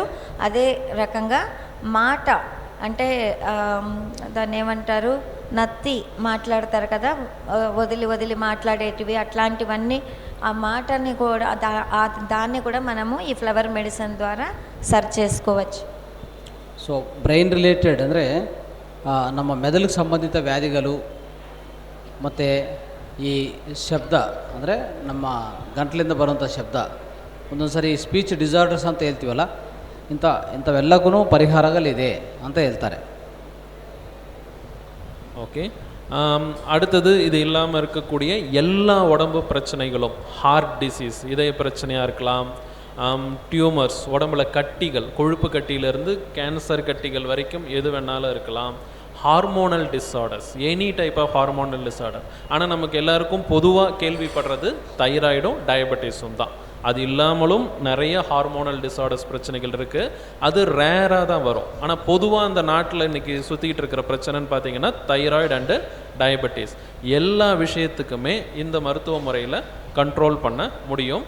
அண்ட் ஈவன் ஜெனட்டிக் டிசீஸை கூட நம்ம கட்டுப்படுத்த முடியும். பிறவியிலிருந்தே வருது, பரம்பரையாக வருதுனாலும் அந்த நோயுடைய தொடர்பை நம்மளால் துண்டிக்க முடியும். And any kind of physical pain, joint pain எல்லாமே இதில் ரெக்கவர் பண்ண முடியும். సో అన్ని రకాలైన ప్రాబ్లమ్స్ చెప్పేశారు. డైజెషన్ ప్రాబ్లం కానీ, తర్వాత మనకి ఎక్కడైనా క్యాన్సర్ లాంటి ఇవి ఉంటాయి కదా, ఏం చెప్పలేదు. సో క్యాన్సర్ లాంటి ప్రాబ్లమ్స్ కానీ అన్నీ క్లియర్ చేసుకోవచ్చు అని చెప్తున్నారు. సో సార్ లాస్ట్లో என்ன சொன்னீங்க? கட்டி அதுக்கு அடுத்தது என்ன? Hormonal disorders. మనకి తెలిసిన హార్మోనల్ డిసార్డర్స్ అంటే థైరాయిడ్, డయాబెటీస్ అని మాత్రమే తెలుసు. ఇంకా చాలా ఉంటాయి హార్మోనల్ డిసార్డర్స్. ఇవన్నీ కూడా క్యూర్ చేసుకోవచ్చు. జెనెటిక్ ప్రాబ్లం అంటే పరంపరగా వస్తూ ఉంటుంది అని చెప్తారు కదా, దాన్ని కూడా మనకు ఒకరి నుంచి ఒకరు అట్లా కాకుండా దాన్ని మనం కట్ చేయొచ్చు. పరంపర వ్యాధుల్ని కూడా మనము ತಪ್ಪಿಸ್ಕೋవచ్చు అని చెప్తున్నారు. ಸೊ ಈ ಜೆನೆಟಿಕಲ್ ಡಿಸಾರ್ಡರ್ಸು, ಜೀನ್ ಸಂಬಂಧ ಇರೋದು ಮತ್ತು ಹಾರ್ಮೋನಲ್ ಇಂಬ್ಯಾಲೆನ್ಸಸ್ ಇರ್ತಾವಲ್ಲ, ಎಸ್ಪೆಷಲಿ ಸ್ತ್ರೀ ಅಂದರೆ ಪುರುಷರಲ್ಲಿ ಬರ್ತಾ ಇದೆ ಇತ್ತೀಚಿನ ಸಮಯದಲ್ಲಿ, ಸ್ತ್ರೀಯಲ್ಲಿ ಎಸ್ಪೆಷಲಿ ಈ ಹಾರ್ಮೋನಲ್ ಡಿಸಾರ್ಡರ್ಸ್ ಜಾಸ್ತಿ ಇದೆ, ಹಾರ್ಮೋನ್ ಇಂಬ್ಯಾಲೆನ್ಸ್ ಜಾಸ್ತಿ ಇದೆ, ಋತುಸ್ರಾವ ಸಮಸ್ಯೆಗಳು ಹೆಚ್ಚಾಗ್ತಾ ಇರ್ತದೆ. ಸೊ ಇವೆಲ್ಲನೂ ಸಹ ಈ ಫ್ಲವರ್ ಮೆಡಿಸಿನಲ್ಲಿ ಪರಿಹಾರ ಮಾಡ್ಕೋಬೋದು. ஸோ ஹெல்த்துக்கு ஒரு என்னென்ன விஷயங்கள் சொல்லிட்டோம். அடுத்ததாக நம்ம வெல்த்துன்னு வரும்போது mostly intellectual wealth and materialistic wealth சொன்னோம். மெட்டீரியலிஸ்டிக் வெல்த்னா மணி அட்ராக்ஷன், மேனிஃபெஸ்டேஷன் எல்லா விஷயங்களுக்கும் அதை யூஸ் பண்ண முடியும். இன்டலெக்சுவல் வெல்த்தில் எஜுகேஷன் டெவலப்மெண்ட் ஒரு பிக் ப்ராசஸ். உங்கள் குழந்தை சரியாக படிக்கலையா, அந்த குழந்தைய போய் டியூஷன் அங்கே எங்கன்னு போட்டு க்ரஷ் பண்ண வேண்டாம். அவங்களே செல்ஃபாக அவங்க பிரெயினுக்கு அந்த மெமரி பவர்லேருந்து எல்லாத்தையும் நம்மளை தூண்டி அவங்கள படிக்க வைக்கிறதுக்கும் இந்த ஃப்ளவர் மெடிசனால் முடியும். సో మనము ఆస్తుల గురించి చెప్పుకునే దానిలో మనకి ప్రాపంచిక ఆస్తులకు కావలసిన విషయాలు మనలో అన్నీ కూడా మనకి వస్తాయి. అండ్ జ్ఞానానికి సంబంధించి పిల్లలకి చదువు రాలేదని మనం చాలా ప్రెషర్ ఇస్తుంటాం, మర్చిపోతున్నారు, వాళ్ళు గుర్తుపెట్టుకోవటానికి అవ్వట్లేదు, అట్లా అని వాళ్ళని ట్యూషన్స్కి పంపించేది, ప్రెషర్ ఇచ్చేది చేస్తుంటాం. అలా కాకుండా ఈ ఫ్లవర్ మెడిసిన్ యూజ్ చేసి వాళ్ళంతటా వాళ్ళే ఆ మెమరీ పవర్ ఇంక్రీజ్ చేసుకునేలాగా వాళ్ళల్లో మార్పులు వచ్చేలాగా మనము చేయొచ్చు అని చెప్తున్నారు. ಸೊ ಒಂದೇನೆಂದರೆ ಈ ಸಂಪದ ಸೃಷ್ಟಿ ಅಂತಂದರೆ, ಸೊ ಸಂಪದ ಇದ್ದರೆ ಸ್ವಲ್ಪವರೆಗೂ ನೆಮ್ಮದಿ ಇರುತ್ತೆ ಅಲ್ವಾ, ನೆಮ್ಮದಿ ಅಂತ ಅಂದ್ಕೊಂಡ್ರೆ ಆ ಸಂಪದ ಸೃಷ್ಟಿಗೆ ಇಲ್ಲಿ ಒಂದು ಮೆಡಿಸಿನ್ ಇದೆ ಸಂಪದ ಸೃಷ್ಟಿಗೆ, ನೋಡಿದ್ರಾ? ಸೊ ಅದನ್ನು ಡಾಕ್ಟರ್ ನಂಬರ್ ಕೊಡ್ತಾರೆ ಈಗ. ಸೊ ನೆಕ್ಸ್ಟ್ ನೀವು ಮಾತಾಡಿ ಬೇಕಂತ ತಿಳ್ಕೊಳ್ಳಿ ಎಲ್ಲಿ ಏನಂತ. ಸೊ ಆ ಮೆಡಿಸನ್ ನಾನು ರೀಸೆಂಟಾಗಿ ಚೆನ್ನೈಯಿಂದ ತರಿಸ್ಕೊಂಡೆ, ಒಂದು ಕಿಟ್ ನಮ್ಮ ಮಾತಾರ್ ಫೌಂಡೇಶನ್ಗೆ ತರಿಸ್ಕೊಂಡು. ನಾನು ಪ್ರಾಕ್ಟೀಸ್ ಮಾಡಿಲ್ಲ ಇನ್ನೂ. ಸೊ ಅದೆಲ್ಲ ಇನ್ನೂ ಪ್ರಾಕ್ಟೀಸ್ ಮಾಡಬೇಕು, ಸರ್ ಹತ್ರ ಕಲಿಬೇಕು ವಿದ್ಯೆ ಅಲ್ವಾ. ಸೊ ಇದು ಅದ್ಭುತವಾದ ವಿಷಯ, ಸಂಪದನ್ನು ಸೃಷ್ಟಿ ಮಾಡ್ಬೋದು. ಆಮೇಲೆ ಸಂಪದ ಜೊತೆಗೆ ಮಕ್ಕಳಿಗೆ ವಿದ್ಯಾಭ್ಯಾಸ, ಅವ್ರಿಗೆ ಎಷ್ಟು ಫೋರ್ಸ್ ಮಾಡೋದು ಬೇಕಾಗಿಲ್ಲ. ಇದನ್ನು ಉಪಯೋಗಿಸಿದರೆ ಅವರೇ ಒಳಗಡೆ ಆ ಇಂಟ್ರೆಸ್ಟು ಹೆಚ್ಚಾಗಿ ಅವರು ಆ ವಿದ್ಯೆಯನ್ನು ಚೆನ್ನಾಗಿ ಕಲಿಸ್ಕೊತಾರೆ. ஓகே, அடுத்ததாக ரிலேஷன்ஷிப் இஷ்யூஸ்க்கு வருவோம். ரிலேஷன்ஷிப் பிரச்சனை, உறவு முறை பிரச்சனை நமக்கு இருக்குதுன்னா, ஃபஸ்ட்டு ஒரு மனுஷனுக்கு ஆரம்பிக்கிறதே அவன் கல்யாணம், புதுசாக ஒருத்தர் கல்யாணம் ஆகுதுன்னா முதல்ல அந்த கணவன் மனைவி பிரச்சனை வரும். போய் கோர்ட்டில் செலவு பண்ணிகிட்டு இருப்பாங்க. யாரும் கோர்ட்டுக்கு போய் வக்கீலுக்கெலாம் செலவு பண்ண வேண்டாம், ஃப்ளவர் மெடிசன் எடுத்துக்க சொல்லுங்கள்.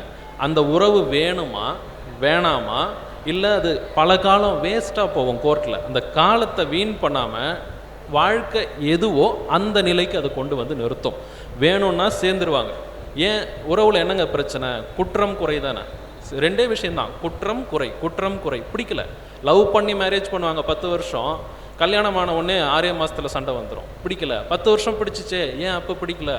அது வரைக்கும் லவ்வர்ஸ். கல்யாணம் ஆனதுக்கப்புறம் ஒரு ரெஸ்பான்சிபிள் ஃபேமிலி லைஃப், ரெஸ்பான்சிபிலிட்டின்னு வரும்போது குற்றமும் குறையும் தான் முன்னாடி கண்ணுக்கு வருது.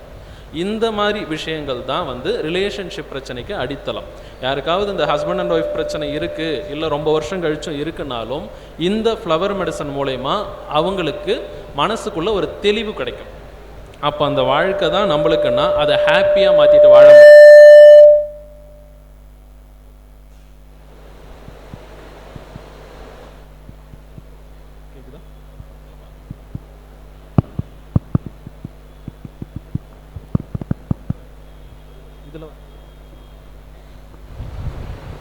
ஸோ குடும்ப உறவுகள்னு வரும்போது முதல்ல நம்ம சொல்கிறது கணவன் மனைவி பிரச்சனை தாங்க. புது கல்யாணமாக இருக்கலாம், கல்யாணமாகி 10 வருஷம் ஆகிட்டு கூட இருக்கலாம். அதில் இருக்கிற பிரச்சனைகளுக்கும் இதில் தீர்வு உண்டு. அப்புறம் நம்ம உறவு முறைகள், பங்காளின்னு நம்ம சொல்லிக்கிறோம், அக்கா அண்ணன் தம்பி, எந்த பிரச்சனைக்காக இருந்தாலும் இது ஃபேமிலி ரிலேஷன்ஸை கம்ப்ளீட்டாக சால்வ் பண்ணிடும். సో మనకి రిలేషన్షిప్స్ అని వచ్చినప్పుడు మనకి ముఖ్యంగా ఉన్నది భార్యాభర్తల సంబంధం. పెళ్ళైన వెంటనే ప్రాబ్లమ్స్ అనేది స్టార్ట్ అవుతుంది. ఒకరికొకరు అర్థం చేసుకోకుండా వాళ్ళల్లో మనస్పర్ధలు వస్తూ ఉంటాయి. 10 సంవత్సరాలు ప్రేమిస్తారు, అప్పటి వరకు బాగానే ఉంటారు, పెళ్లి చేసుకుంటానే 6 నెలలకంతా ప్రాబ్లం అంటారు, విడాకులు అంటారు. సో ఎవరు కోట్ల చుట్టూ చుట్టాల్సిన అవసరం లేదు. ఈ ఫ్లవర్ మెడిసిన్ యూజ్ చేస్తే వాళ్ళ లోపల ఒక క్లారిటీ వస్తుంది.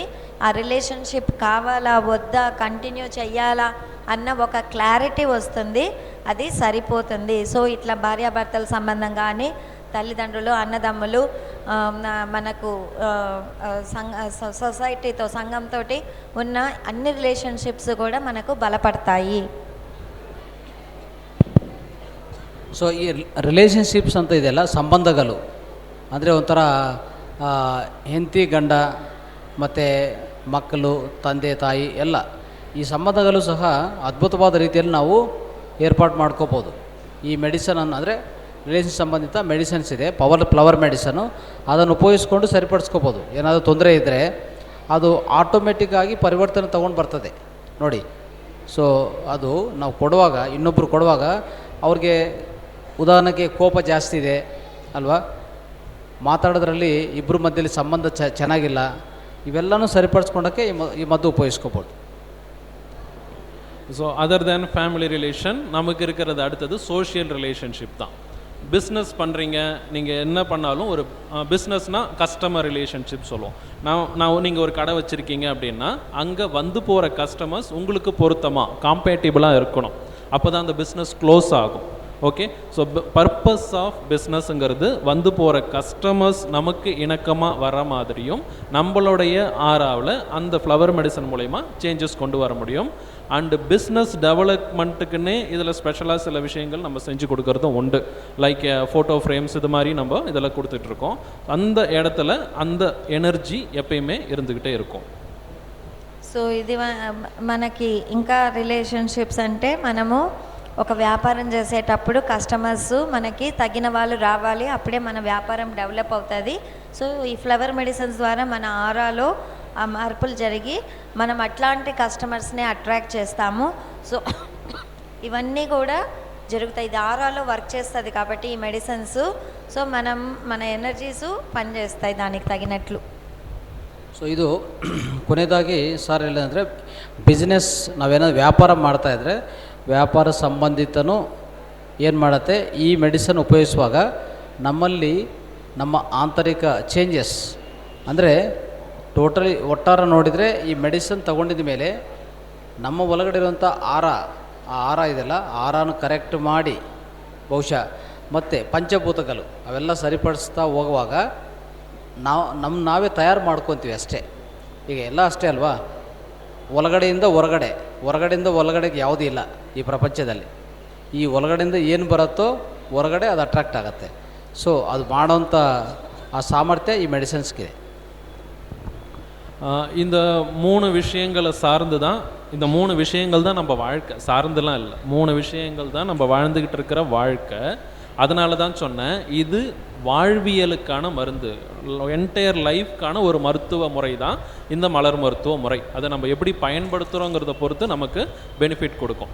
இது இல்லாமல் ஆன்மீக ரீதியாகவும் இது நமக்கு பெனிஃபிட் உண்டு. தோஷ நிவர்த்தின்னு சொல்கிறோம் இல்லைங்களா, சாப நிவர்த்தி, எல்லா விஷயத்துக்கும் இது கை கொடுக்கும்.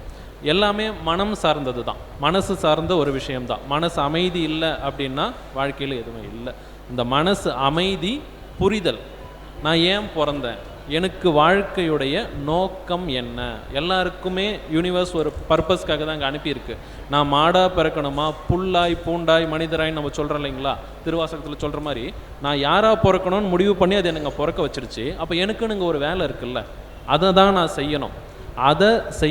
லைஃபுடைய பர்பஸில் நான் வாழணும் அப்படின்னா இந்த ஃப்ளவர் மெடிசனில் அந்த ஹையர் எண்ட் அதையும் நம்மளால் கொண்டு வர முடியும்.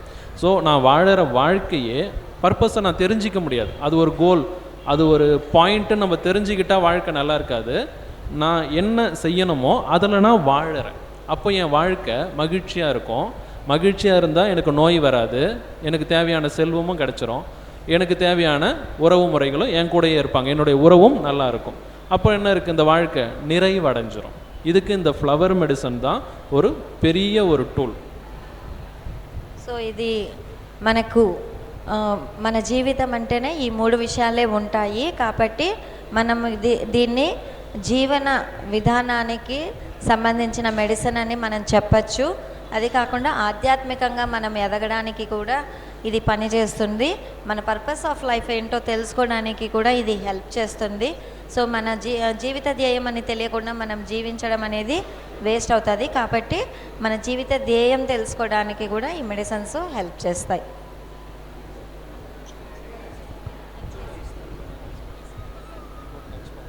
Okay, finish fast.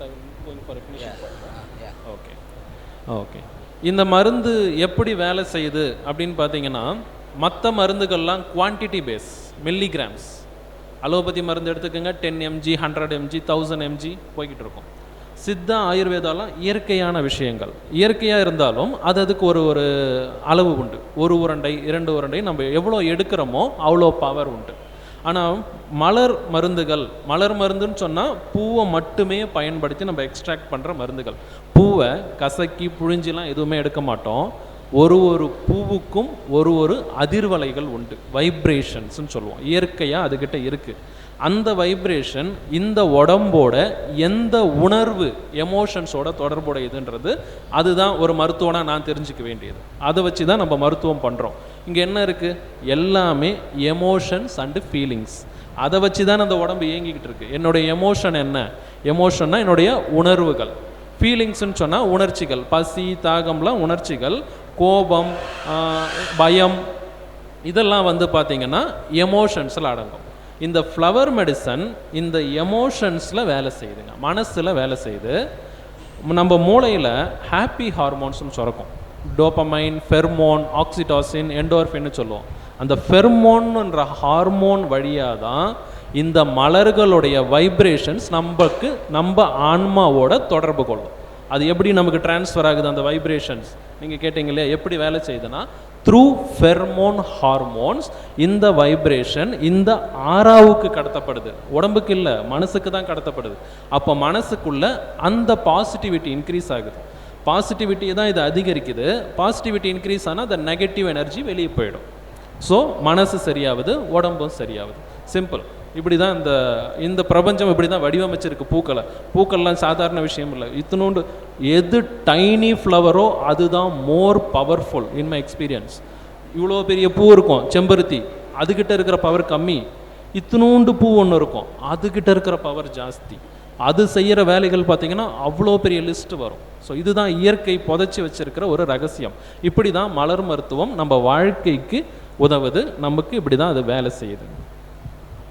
సో ఇది ఫ్లవర్ మెడిసిన్ అంటే పువ్వుల్లో నుంచి తీసే ఒక మెడిసిన్. పువ్వుల్లో నుంచి తీసేది అంటే దాన్ని ఏదో నలిపేసి జ్యూస్ చేసేసి తీసేది కాదు. ప్రతి పువ్వుకి ప్రతి పెటల్కి కూడా ఒక వైబ్రేషన్ అనేది ఉంటుంది. ఆ వైబ్రేషన్ మన శరీరంలో ఏ పార్ట్కు అది కనెక్ట్ అవుతుంది అనేది రీసెర్చ్ లాగా చేసి అది మనలో ఫెర్మోన్ అనే హార్మోన్స్ ద్వారా మన ఆరాలోకి ప్రవేశిస్తుంది. సో ఆ ఫెర్మోన్ ద్వారా అది పనిచేస్తుంది. కాబట్టి మనకి అలా ఎలా పనిచేస్తుంది సార్ క్వశ్చన్ అడిగారు, దానికోసం చెప్తున్నారు. సో ఆ ఫ్లవర్ మెడిసిన్ అనేది మన ఆరాలో పనిచేస్తుంది. డైరెక్ట్గా మన ఎమోషన్స్కి కనెక్ట్ అయ్యి ఉంటుంది. అది ఎమోషన్స్ మీద అది పనిచేస్తుంది. ಸೊ ಈ ಫ್ಲವರ್ ಮೆಡಿಸನ್ ನಾವು ತೊಗೊಂಡಿದ್ರೆ ಅದೇನು ಮಾಡುತ್ತಂದರೆ, ಒಂದು ರೀತಿಯಲ್ಲಿ ಇದು ವೈಬ್ರೇಷನ್ಸ್ ಅಂದರೆ ನಮ್ಮ ಒಳಗಡೆ, ನಮ್ಮ ಆರ ಒಳಗಡೆ ಈ ಅಂದರೆ ಒಳಗಡೆ ಪ್ರವೇಶ ಮಾಡುವಾಗಲೇ ಅದು ಒಂದೊಂದು ಫ್ಲವರ್ಗೆ ಒಂದೊಂದು ಫ್ಲವರ್ ಇದೆಲ್ಲ ಅದಕ್ಕೊಂದು ವಿಶಿಷ್ಟತೆ ಇರುತ್ತೆ.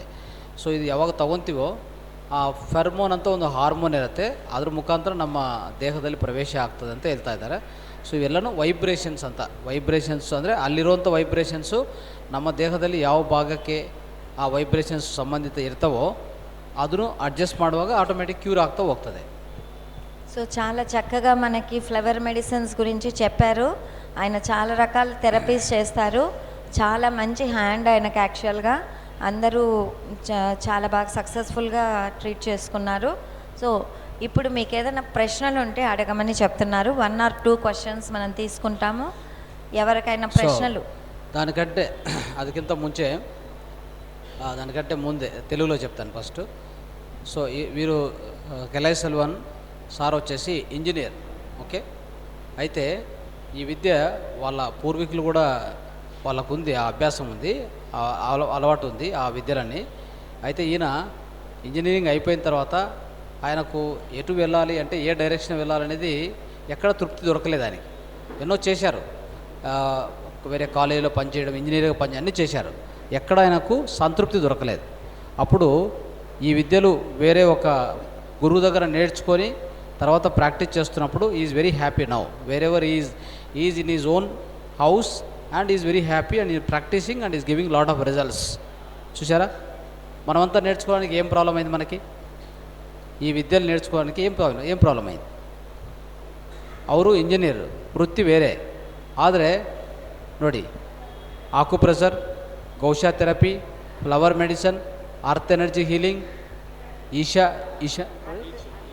ಈಚಿಂಗ್, ಆಕ್ಯುಪ್ರೆಷರ್, ಎಷ್ಟು ವಿದ್ಯೆಗಳು 6 ಟೈಪ್ಸ್ ಆಫ್ ವಿದ್ಯೆಗಳು ಕಲಿಸ್ಕೊಂಡಿದ್ದಾರೆ. ಆಯಿತಾ? ಇದು ಕಲಿಸ್ಕೊಂಡು ಒಂದು ಸಂಪಾದನೆ ಬರ್ತಾ ಇದೆ, ಮನೆಯಲ್ಲೇ ಆರಾಮಾಗಿದ್ದಾರೆ. ಆ ಇಂಜಿನಿಯರಿಂಗ್ ಓದಿ ಅಲ್ಲೆಲ್ಲೋ ಯಾವುದೋ ಬೇರೆ ರಾಷ್ಟ್ರದಲ್ಲಿ ಹೋಗಿ ವರ್ಕ್ ಮಾಡಿ ತೊಂದರೆಗಳು ಅನುಭವಿಸಿ ಏನು ಬೇಕಾಗಿಲ್ಲ. ಅದೊಂದು ವೃತ್ತಿ ಥರ ಮಾಡ್ಕೊಂಡಿದ್ದಾರೆ. ಒಂದು ಆಲ್ಮೋಸ್ಟ್ ಒಂದು 6 ಇಂದ 8 ವರ್ಷ mostly. How many years total experience? 4 years. 4 ಇಯರ್ಸಲ್ಲೇ ಅವರ ವೃತ್ತಿಯನ್ನು ಸೆಟ್ಲ್ ಆಗಿಬಿಟ್ಟಿದ್ದಾರೆ ಇದರಲ್ಲಿ. 4 ಇಯರ್ಸ್, ಓನ್ಲಿ 4 ಇಯರ್ಸ್. ಇದು ನಾವು ಮಾಡೋಕ್ಕೆ ಸಾಧ್ಯವಿಲ್ಲ? ಮಾಡ್ಬೋದಾ? ಇಷ್ಟು ವಿದ್ಯೆಗಳು ಕಲಿಯಬೋದಾ? ಇಲ್ಲ. Can we learn or not? Right? So if you have an intention definitely you can do it. మనందరం చేయొచ్చా లేదా? గట్టిగా చెప్పాలి. కాబట్టి ఇన్ని విద్యలు నిన్నటి నుంచి ఈ రోజు వరకు ఇవన్నీ మీ ముందర చెప్తూ ఉన్నది, మీకు తెలియజేస్తున్నది కారణం ఏంటంటే ಇನ್ನು ఉన్నాయి. ಇಷ್ಟೆಲ್ಲ ವಿದ್ಯೆಗಳಿದೆ, ಕಲಿಸ್ಕೋಲಿ ಅಂತ ಹೇಳಕ್ಕೇ ಇದೆಲ್ಲ. ಇಷ್ಟೆಲ್ಲ ಮಾಸ್ಟರ್ಸ್ ಬಂದು ಒಳ್ಳೆ ಡಾಕ್ಟರ್ಸ್ ಬಂದು ನಮ್ಮ ಮುಂದೆ ಕೂತಿ ಅರ್ಧ ಗಂಟೆ ಇಷ್ಟೆಲ್ಲ ಹೇಳ್ಕೊಡ್ತಾ ಇದ್ದಂದರೆ ಇಷ್ಟು ವಿದ್ಯೆಗಳಿದೆ. ನೀವು ಯಾಕೆ ಭಯಪಡ್ತೀರಾ? ಆರೋಗ್ಯ ಬಗ್ಗೆ ಯಾಕೆ ಚಿಂತೆ? ಫಸ್ಟ್ ನೀವೇ ಡಾಕ್ಟರ್ ಆಗಿ, ನಿಮ್ಮ ಮನೆಗೆ ನೀವೇ ಡಾಕ್ಟರ್, ನಿಮ್ಮ ಊರಲ್ಲಿ ನೀವೇ ಡಾಕ್ಟರ್, ಯಾರು ಬೇಕಾಗಿಲ್ಲ. ಇವೆಲ್ಲ ನಮ್ಮ ಸನಾತನ ವಿದ್ಯೆಗಳು. ಇವೆಲ್ಲ ದೂರ ಮಾಡಿಕೊಂಡು ನಾವು ಆ ದುಃಖದಲ್ಲಿದ್ದೀವಿ, ಮತ್ತೆ ತಿರುಗಿ ವಾಪಸ್ ಬರೋಣ ಅಂತ ಇದೇ ಉದ್ದೇಶ. ಈ ಸಮಗ್ರ ಸ್ವಾಸ್ಥ್ಯ ಮತ್ತು ಧ್ಯಾನ ಯಜ್ಞ ಮತ್ತು ಸಮಗ್ರ ಸ್ವಾಸ್ಥ್ಯ ಪ್ರಧಾನ ಉದ್ದೇಶ ಇಷ್ಟೇ. ಆಯಿತಾ? Thank you so much sir. Thank you. So ಅದ್ಭುತವಾದ ಜ್ಞಾನ ತಿಳಿಸ್ಕೊಟ್ಟಿದ್ರಿ. So thank you so much, ಧನ್ಯವಾದಗಳು. Yes sir. So your number can you give? Okay, but again they will make a noise. Just tell your number. Otherwise they will. So ఆయన phone number చెప్తారు, రాసుకోండి. మళ్ళీ మీరు call చేసి మాట్లాడుకోవచ్చు ఏమన్నా సందేహాలు ఉంటే. కలై సెల్వన్ ఆయన పేరు. If you want to learn this vidya, okay, all these skills, you can take training, no problem.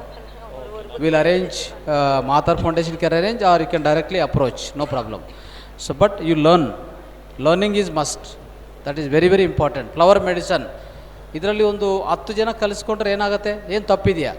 38 medicine, only 38 medicine, very very powerful. It is working, he is doing, he got lot of results, he is earning. What you need? earning ಇದೆ, learning ಇದೆ, ಮತ್ತು happy living ಇದೆ. ಇನ್ನೇನು ಬೇಕು ನಿಮಗೆ?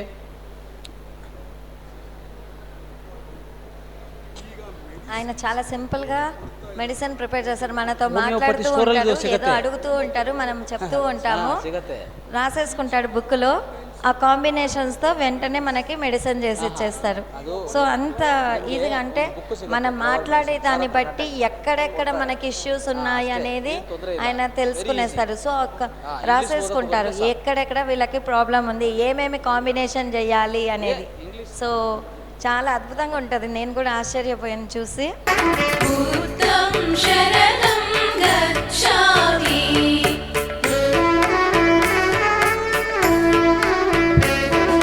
So గడి claps, చప్పట్లు కొడదాం. Thank you so much. Tirumala Namala